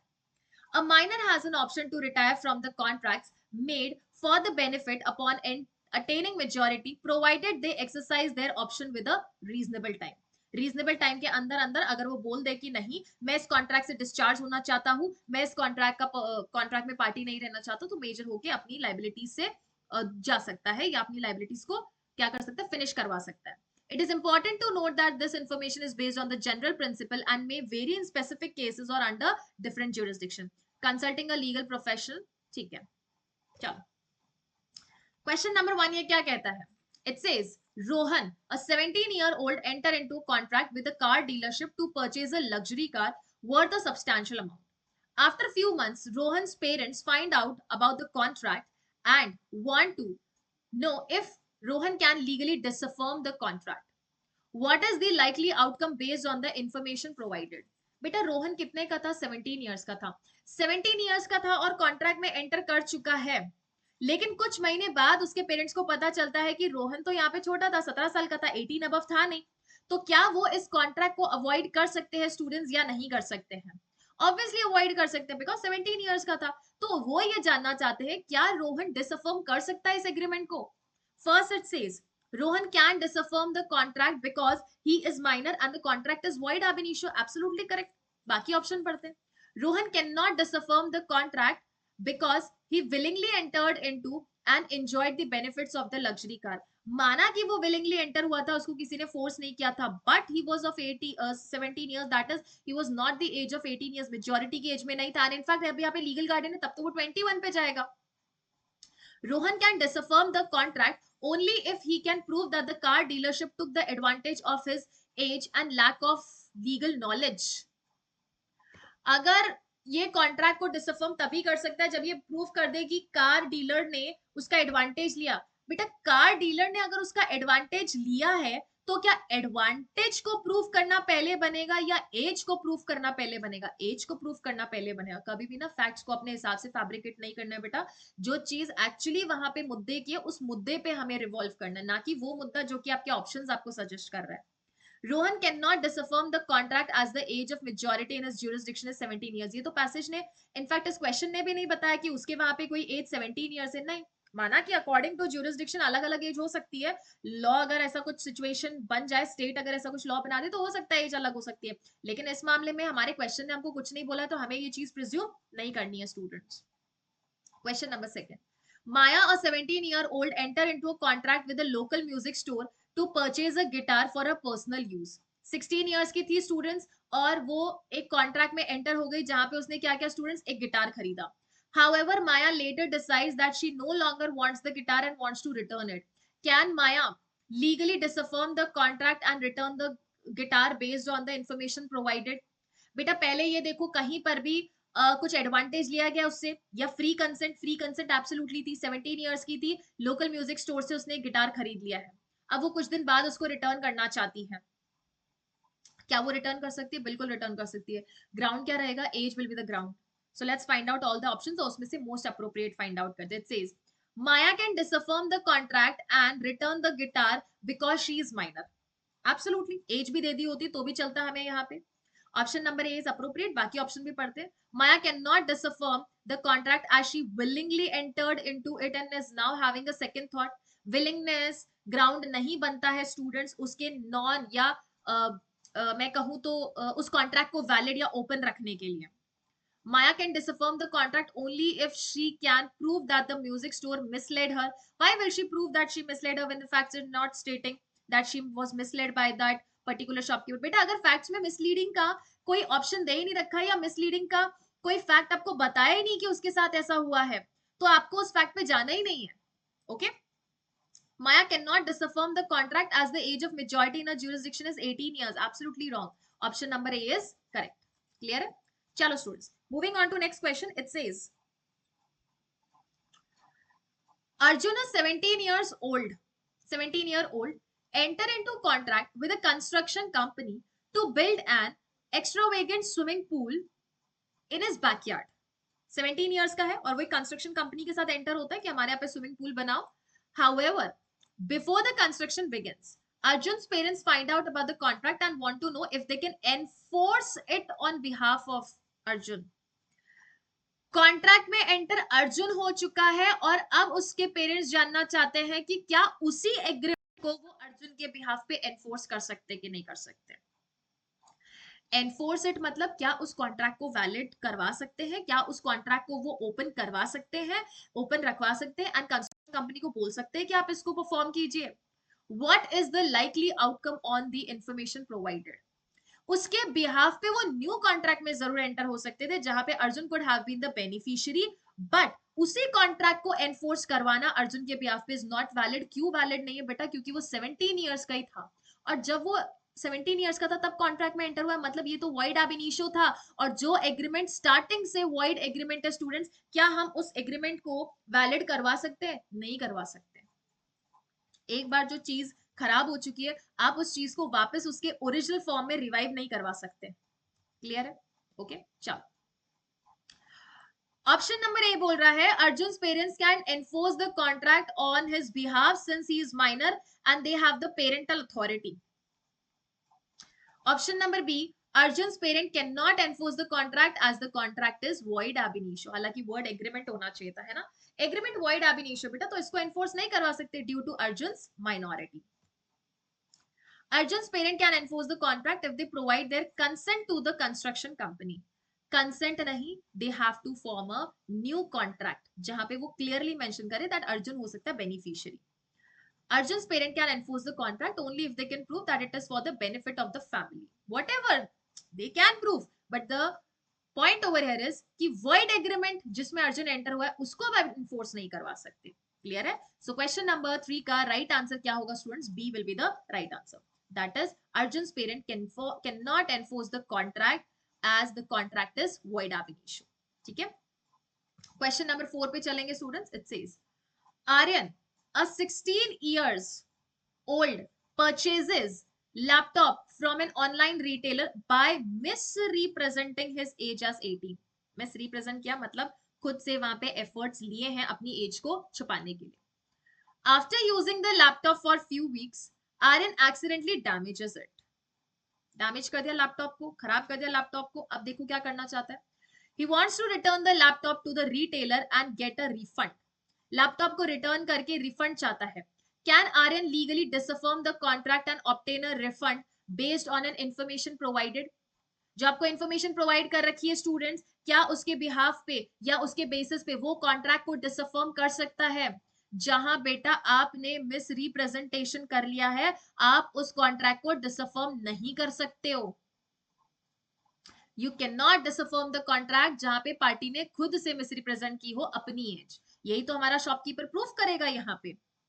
Aryan can disaffirm the contract and obtain refund because he is minor. माना he is minor, माना it could have been a void agreement अगर वो misrepresent नहीं करता. तो ये ऑप्शन गलत हो गया क्योंकि misrepresent चला के उसने किया. Aryan cannot disaffirm the contract as he intentionally misrepresented his age to make the purchase. उसने जानबूझ के अपनी एज को स्टूडेंट्स गलत बताया था ताकि वो यहाँ पे ये पर्टिकुलर लैपटॉप खरीद सके. Clear? Question number next option. Aryan can disaffirm the contract only if he can prove that the laptop was defective. Defect वाला तो हमारा ग्राउंड ही नहीं है बेटा, ये हमारा बेसिस नहीं बनता है कॉन्ट्रैक्ट की वैलिडिटी को एनालाइज करने का. यहाँ पे एनालिसिस किसकी कौन से ग्राउंड्स पे होगा? एज प्लस उसके मिसरिप्रेजेंटेशन पे. Aryan cannot disaffirm the contract as the online retailer has no strict refund policy for the exchange items. Students अगर रिफंड मान लो, अगर कोई रिफंड पॉलिसी नहीं होती या मान लो रिफंड पॉलिसी होती फिर भी ये चीज करता, तो भी हम तो एज के ग्राउंड पे ही उसको डिसएंटाइटल करते ना, एज के ग्राउंड पे ही हम इस कॉन्ट्रैक्ट की वैलिडिटी को डिसाइड करते हैं। So option number B is correct. Clear है? जो स्टूडेंट्स मुद्दा है ही नहीं आपके डिस्प्यूट का, उस मुद्दे के बारे में आपको उस पर्टिकुलर क्वेश्चन में नहीं सोचना है।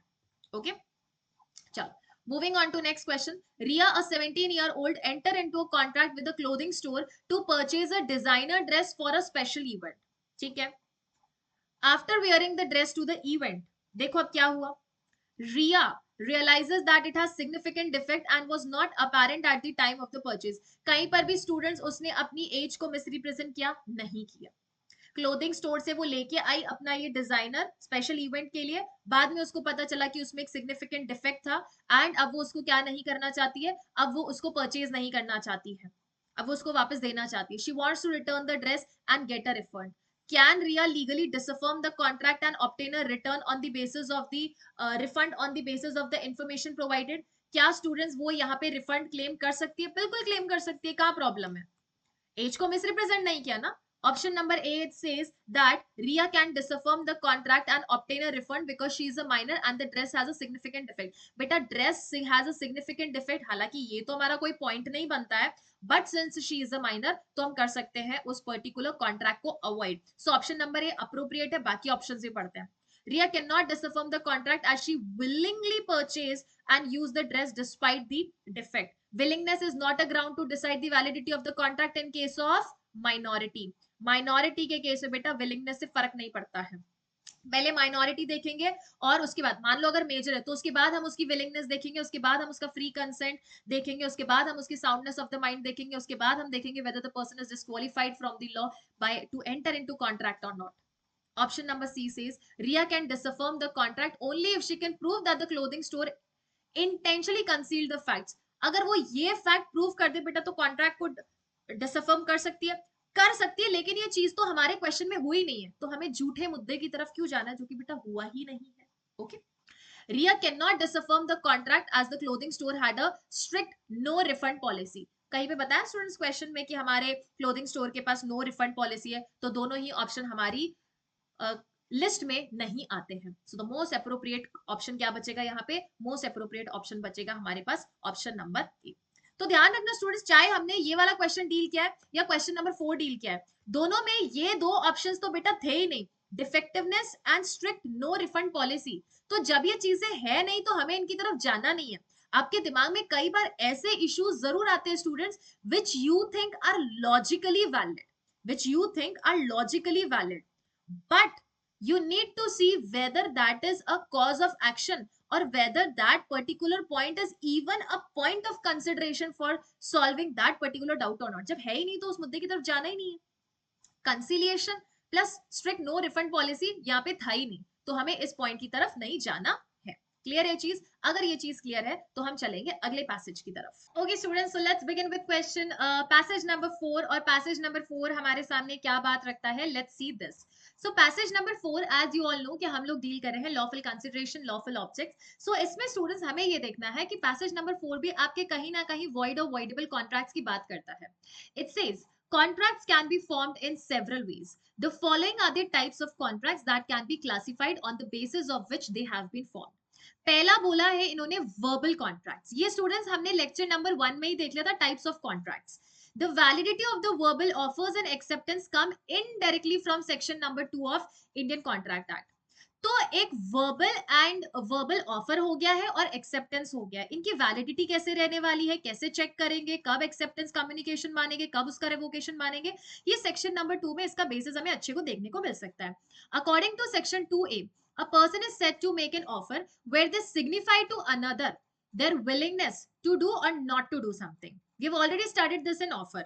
Section 2B states that acceptance is given by signifying an assent. Students, हम ऑफर देते ही इसलिए हैं ताकि हम क्या कर सके, सामने वाले पर्सन की एसेंट ले सके टू ऑब्टेन। स्टूडेंट्स, हमने जब ये डेफिनेशन पढ़ा था ऑफर की, उसमें ही पढ़ा था कि हम ऑफर देते ही इसलिए ताकि सामने वाले पर्सन की एसेंट ले सके as to the fact that we want to do something और not to do something.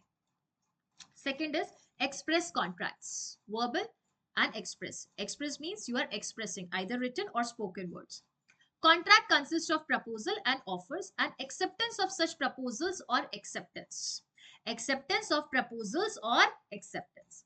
Proposal and the acceptance of the same can be expressed or implied. Express भी हो सकता है, implied भी हो सकता है. According to Section 9 of Indian Contract Act, a proposal when made in words is an express offer. जब आप words में उसे रखते हो, चाहे वो spoken हो या written हो, वो automatically express contract बन जाते हैं. तो अभी हमने क्या क्या पढ़ा, एक तो वर्बल कॉन्ट्रैक्ट्स पढ़ा, दूसरा एक्सप्रेस कॉन्ट्रैक्ट्स पढ़ा. Now we are going to study about quasi contracts. Sometimes rights and obligations might arise not by contract but that involve the parties have assented to but rather by law. हम quasi contract में already पढ़ चुके students. It is by the operation of law. Law आपको ऐसी कोई situation में डाल देता है स्टूडेंट्स, ये सर्कमस्टांसेस ऐसे हो जाते हैं that by default you enter into a contract and that is said to be a quasi contract. These create legal relationship that resemble contract and are called as quasi contract. With the word quasi means seemingly, जिसे हम semi भी बोलते हैं, it looks like a contract. Chapter 5 spans from section number 68 to 72. 68 से लेके 72 किससे deal करता है, आपके क्वाजी कॉन्ट्रैक्ट से. where section number 68 states that if person is not competent to contract के लिए competent नहीं, मान लो person A है, and then that person on anyone or anyone dependent on that person is supplied with necessaries of life, then the person जिसने वो necessity supply की है, supplying the same will be entitled to reimbursement from the property of the incompetent person. Now who can be an incompetent person? अभी पढ़ के आए हैं students हम, he can be a minor, he can be an unsound mind person, in fact he can be a person who is disqualified by law. जो law के द्वारा disqualified है वो पर्सन भी बेटा इनकॉम्पिटेंट में आने वाला है. Okay, even though no contract is there between A and B, B can still ask for compensation or reimbursement so that they are not negatively affected. तो ये तो हो गया क्या students, quasi contract. Now we will come to what are voidable contracts. Lectures में students achiever, riser and rank booster batch तीनों में ही हम डिस्कस कर चुके हैं. वॉइडेबल कॉन्ट्रैक्ट सिंपल वो कॉन्ट्रैक्ट होता है जहां हम पार्टी को ऑप्शन दे रहे हैं, आइदर टू चूज इट और to reject the contract. If you choose or if you accept the contract, it becomes a valid contract. Voidable contract are those contracts that can be made void on the will of the one party. One party कौन सी है? Suffering party, adverse party, victim party. In this scenario, generally consent is not free and it is obtained under section 17 by coercion, undue influence, section 16, fraud, section 17, misrepresentation, section 18, and section 20, 21, and 22, mistake. Here, the party defrauded or unduly influenced has the option to make the contract void.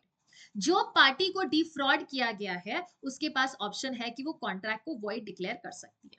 Next is void ab initio. Void ab initio means what? Void agreement. From the very beginning, they have no effect. These are special type of contract that means void contract, that means void from the beginning.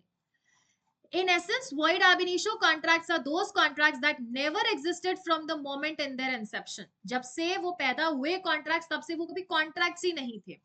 The most common example of void ab initio contract is one made by minor, जिसके मामले में हमने मोरी बीबी versus Dharmdas Ghosh का case देख लिया. In Mori Bibi versus Dharmdas Ghosh, it was declared conclusively, that minors' contracts are void ab initio.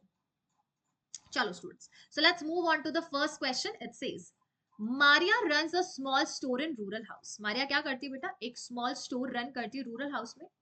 One day she notices that a young boy named Rahul has been buying essential groceries from her shop regularly.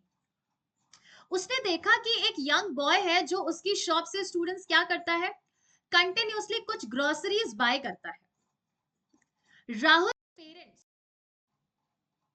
Rahul's parents are not around and he seems to be taking care of his younger siblings. Despite not having any formal agreement, Maria provides Rahul with the necessary supplies, knowing his situation. Does the situation resembles any legal relation? क्या यहाँ पे students कोई legal relation होता है? It says it is an express contract, it is a voidable contract, it is a quasi contract or it is none of the above. देखो, Maria runs a small store in rural area. One day she notices एक young boy है Rahul who has been buying essential groceries from her shop regularly. Rahul के parent आसपास नहीं है and he seems to be taking care of his younger siblings. उसके बेटा क्या है, यंगर सिबलिंग्स यहाँ पे हैं, जो लग रहा है मारिया को कि वो उसका ध्यान रखता है. Despite not having any formal agreement, कोई फॉर्मल एग्रीमेंट नहीं था, Maria provides Rahul with the necessary supplies knowing his situations, उसकी सिचुएशन उसे पता थी. does this situation resemble any legal relationship? देखो पहले क्वाजाई कॉन्ट्रैक्ट पे जाओ. क्वाजाई कॉन्ट्रैक्ट ये देखो, क्वाजाई कॉन्ट्रैक्ट में हमने पढ़ा द पर्सन कॉम्पिटेंट नहीं है कॉन्ट्रैक्ट के लिए, लेकिन उसके बाद भी अगर हम उस पर्सन को सप्लाई करते हैं नेसेसिटीज के लिए, the person supplying the same will be entitled for the reimbursement from the competent incompetent person. Even though no contract is there between A and B, B can ask for compensation. So in this case, what will be the right answer? Right answer will be C. यहाँ पे quasi contract है बेटा, quasi contract है यहाँ पे. Clear है? Okay? चलो next question. अच्छा इसमें she did not knew that her parents, okay, Rahul's parents are not around. Okay, ठीक है. Next question students, it says Samantha sends a message to her friend Alex saying, I'll sell you my bicycle for $100. In the context of Indian Contract Act, which term describes Samantha's message? बताओ. Samantha ने एक message भेजा. क्या भेजा students? एक message भेजा. एक message भेजा समंथा ने अपने दोस्त एलेक्स को. ठीक है, आगे देखो. और बोला I'll sell you my bicycle for $100. So basically Samantha is sending an offer. Indian contract act के टर्म्स में हमें बताना है कि समंथा का मैसेज कैसा है. क्या ये ऑफर है, क्या ये एक्सप्रेस ऑफर है, क्या कोर्जन है, या क्वाजाई कॉन्ट्रैक्ट है. बेटा यहाँ पे क्वाजाई कॉन्ट्रैक्ट होने का तो सवाल ही नहीं उठता, बिकॉज कोई सर्कमस्टांसेस दोनों को ऑफर में नहीं लेके आया है, तो क्वाजाई कॉन्ट्रैक्ट होने का तो यहाँ पे सवाल ही नहीं उठता. ठीक है. कोर्जन, फिर से फैक्ट्स हमें नहीं बता रहे कि यहाँ पे कोर्जन हुआ है. ऑफर डेफिनेटली उसने भेजा, लेकिन क्योंकि उसने एक्सप्रेसली एक मैसेज भेजा लिख के, तो ये होगा आपका एक्सप्रेस ऑफर. कैसा होगा? एक express offer. Most of the students might have gone with option number A. Option number A भी गलत नहीं है तो offer, but option number B is more appropriate because वो ऑफर की भी बात कर, और ऑफर कैसा है? Express offer. So for that reason option number B is more appropriate. And section number 9 वैसे भी आपका एक्सप्रेस ऑफर बता ही रहा है. क्लियर? चलो moving on to next question. It says James was coerced. मतलब यहाँ पे coercion किया गया. क्या किया गया बेटा? Coercion. That is to say, can I say there is no free consent? Yes, I can say there is no free consent. Signing a contract by his landlord under the threat of eviction. James को coerce किया गया contract में sign करने के लिए, ये डराते हुए धमकाते हुए कि नहीं तो हम तुम्हें से घर से बाहर निकाल देंगे. What is the legal status of this contract according to Indian Contract Act? Free consent में हम 5 चीजें पढ़ते हैं. A consent is said to be free when there is absence of 5 elements. कौन कौन से elements नहीं होने चाहिए? First, we have already studied students. There should be no coercion. There should be no undue influence. There should be no fraud. There should be no misrepresentation. And last, there should be no mistake. तो हम कहेंगे कि ये contract free consent से बना, लेकिन यहाँ पे क्या था? कोर्शन था. एंड स्टूडेंट्स इन फोरग्राउंड पे हम पढ़ चुके हैं कि हमारा कॉन्ट्रैक्ट कैसा होता है? वॉइडेबल कॉन्ट्रैक्ट होता है. बताओ what will be the right answer? Question number 3. देखो, voidable contract due to the absence of express acceptance. voidable contract तक तो ठीक था, कोई प्रॉब्लम ही नहीं थी, लेकिन ऑप्शन नंबर ए बोल रहा है due to absence of express acceptance. बेटा अगर एक्सेप्टेंस एक्सप्रेस नहीं है तो क्या उसकी वजह से हमारा कॉन्ट्रैक्ट voidable हो जाता है? Verbal contract due to oral negotiation हमें कॉन्ट्रैक्ट का इफेक्ट बता रहा है, तो ये दोनों ही ऑप्शन गलत हो जाते हैं, क्योंकि एक्सप्रेस एक्सेप्टेंस के अभाव में आपका कॉन्ट्रैक्ट वॉइडेबल नहीं होता है. Voidable contract due to coercion affecting the consent, क्योंकि बेटा कोर्जन था तो हमारी कंसेंट को वो फ्री नहीं बनाता, and therefore it becomes a voidable contract. Option number D, express contract due to explicit terms. आपको लगेगा मैम एक्सप्रेस है, ऐसा वैसा है, ओरल है, but they are asking about the legal status, they are not asking about the nature of the contract, they are asking about the legal status of the contract, कि contract का status क्या रहने वाला है। Clear है? चले next question. Okay, next question क्या बोलते हैं स्टूडेंट्स, ये देखते हैं।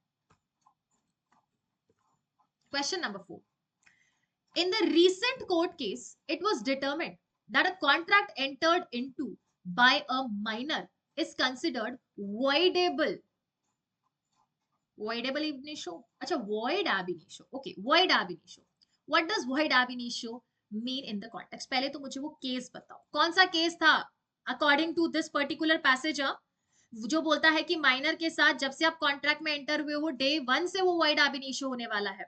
इट वाज मोरी बीवी वर्सेस धर्मदास घोष, इस केस में बोला गया था। void ab initio का मतलब क्या होता है? It says contract can be made void by other party. ना बेटा ना, अगर पार्टी को ऑप्शन दिया तो वो तो voidable कॉन्ट्रैक्ट की डेफिनेशन में आएगा, तो ये तो गलत हो गया। Contract is void if it involves coercion and misrepresentation, ये भी गलत बोल रहा है, बिकॉज coercion and misrepresentation के ग्राउंड पे हमारा कॉन्ट्रैक्ट voidable कॉन्ट्रैक्ट बनता है, बिकॉज फ्री कंसेंट नहीं होती ना। और यहाँ पे तो हमें इस केस में coercion and misrepresentation की बात ही नहीं की, void ab initio पूछा है। contract lacks legal effect from its inception, inception means from very beginning, from the starting the contract had no effect, so option number C is correct।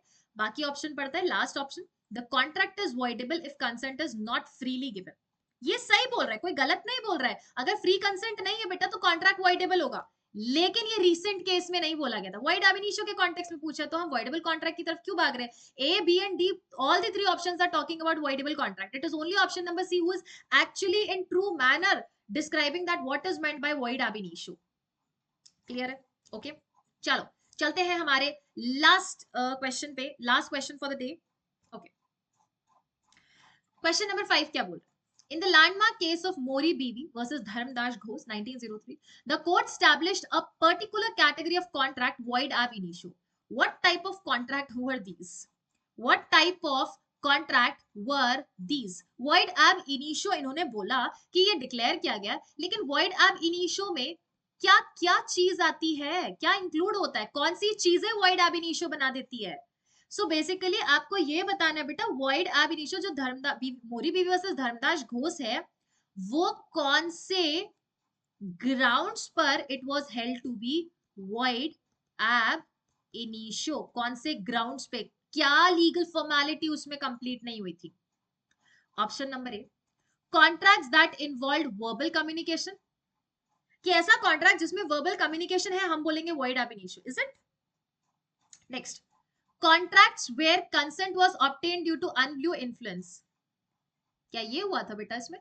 क्या void ab initio में consent जहां पे undue influence है वो void ab initio करना ही अभी पढ़ के आए हम, लास्ट ऑप्शन में लिख के आए, वो voidable कॉन्ट्रैक्ट होगा।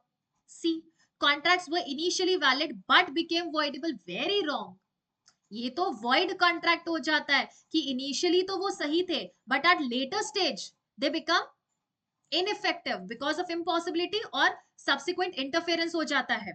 Okay, contracts made by individual who lack the contractual capacity like minor, like unsound mind भी हो सकता है, like person who are disqualified by law, all these constitute what? All these constitute an agreement to be a void agreement। void ab initio में word contract नहीं लगाने का, it is always said to be a void agreement, so option number D is correct. यही तो वो ground था जिसके basis पे मोरी बीवी वर्सेस धर्मदास घोष में ये चीज डिक्लेयर की गई थी। Is it clear? So I hope कि ये जो सारे हमने 4 पैसेजेस किए हैं आपको अच्छे से समझ आए होंगे, and what all things that we have covered. So make sure students revision के साथ साथ प्रैक्टिस करते रहो क्वेश्चंस को, और जहां पे स्टूडेंट्स कोई पर्टिकुलर क्वेश्चन आपको सॉल्व नहीं करना आ रहा है वापस से जाओ, पैसेज पढ़ना पड़ेगा, because if you think without reading the passage you can manage the correct answer, then it is your misconception, या फिर मैं कहूँ बहुत बड़ी भूल रहेगी बेटा। सोचना भी मत कि मैं बिना पैसेज को पढ़े कर लूं, उनको लग रहा है पढ़े क्वेश्चन सॉल्व कर सकते हैं। If you are very much confident about your concepts, then great. But try not to take the risk. I know not even कोई भी single student ये risk नहीं लेगा. पैसेज पढ़ना है, बिना पैसेज पढ़े चीजें रिफ्रेश नहीं होगी. बिना पैसेज पढ़े you don't even know whether they have given any exception in that particular passage or not. अब ये वाला पैसेज बेटा बिना पढ़े आप सॉल्व ही नहीं कर पाओगे, ठीक है. सो make sure that you manage your time properly and you're able to read all the passages thoroughly. So yes, that was all from my side in today's session. I hope you all have enjoyed this session. Now we will meet in another new session. Till then, thank you. Thank you so much.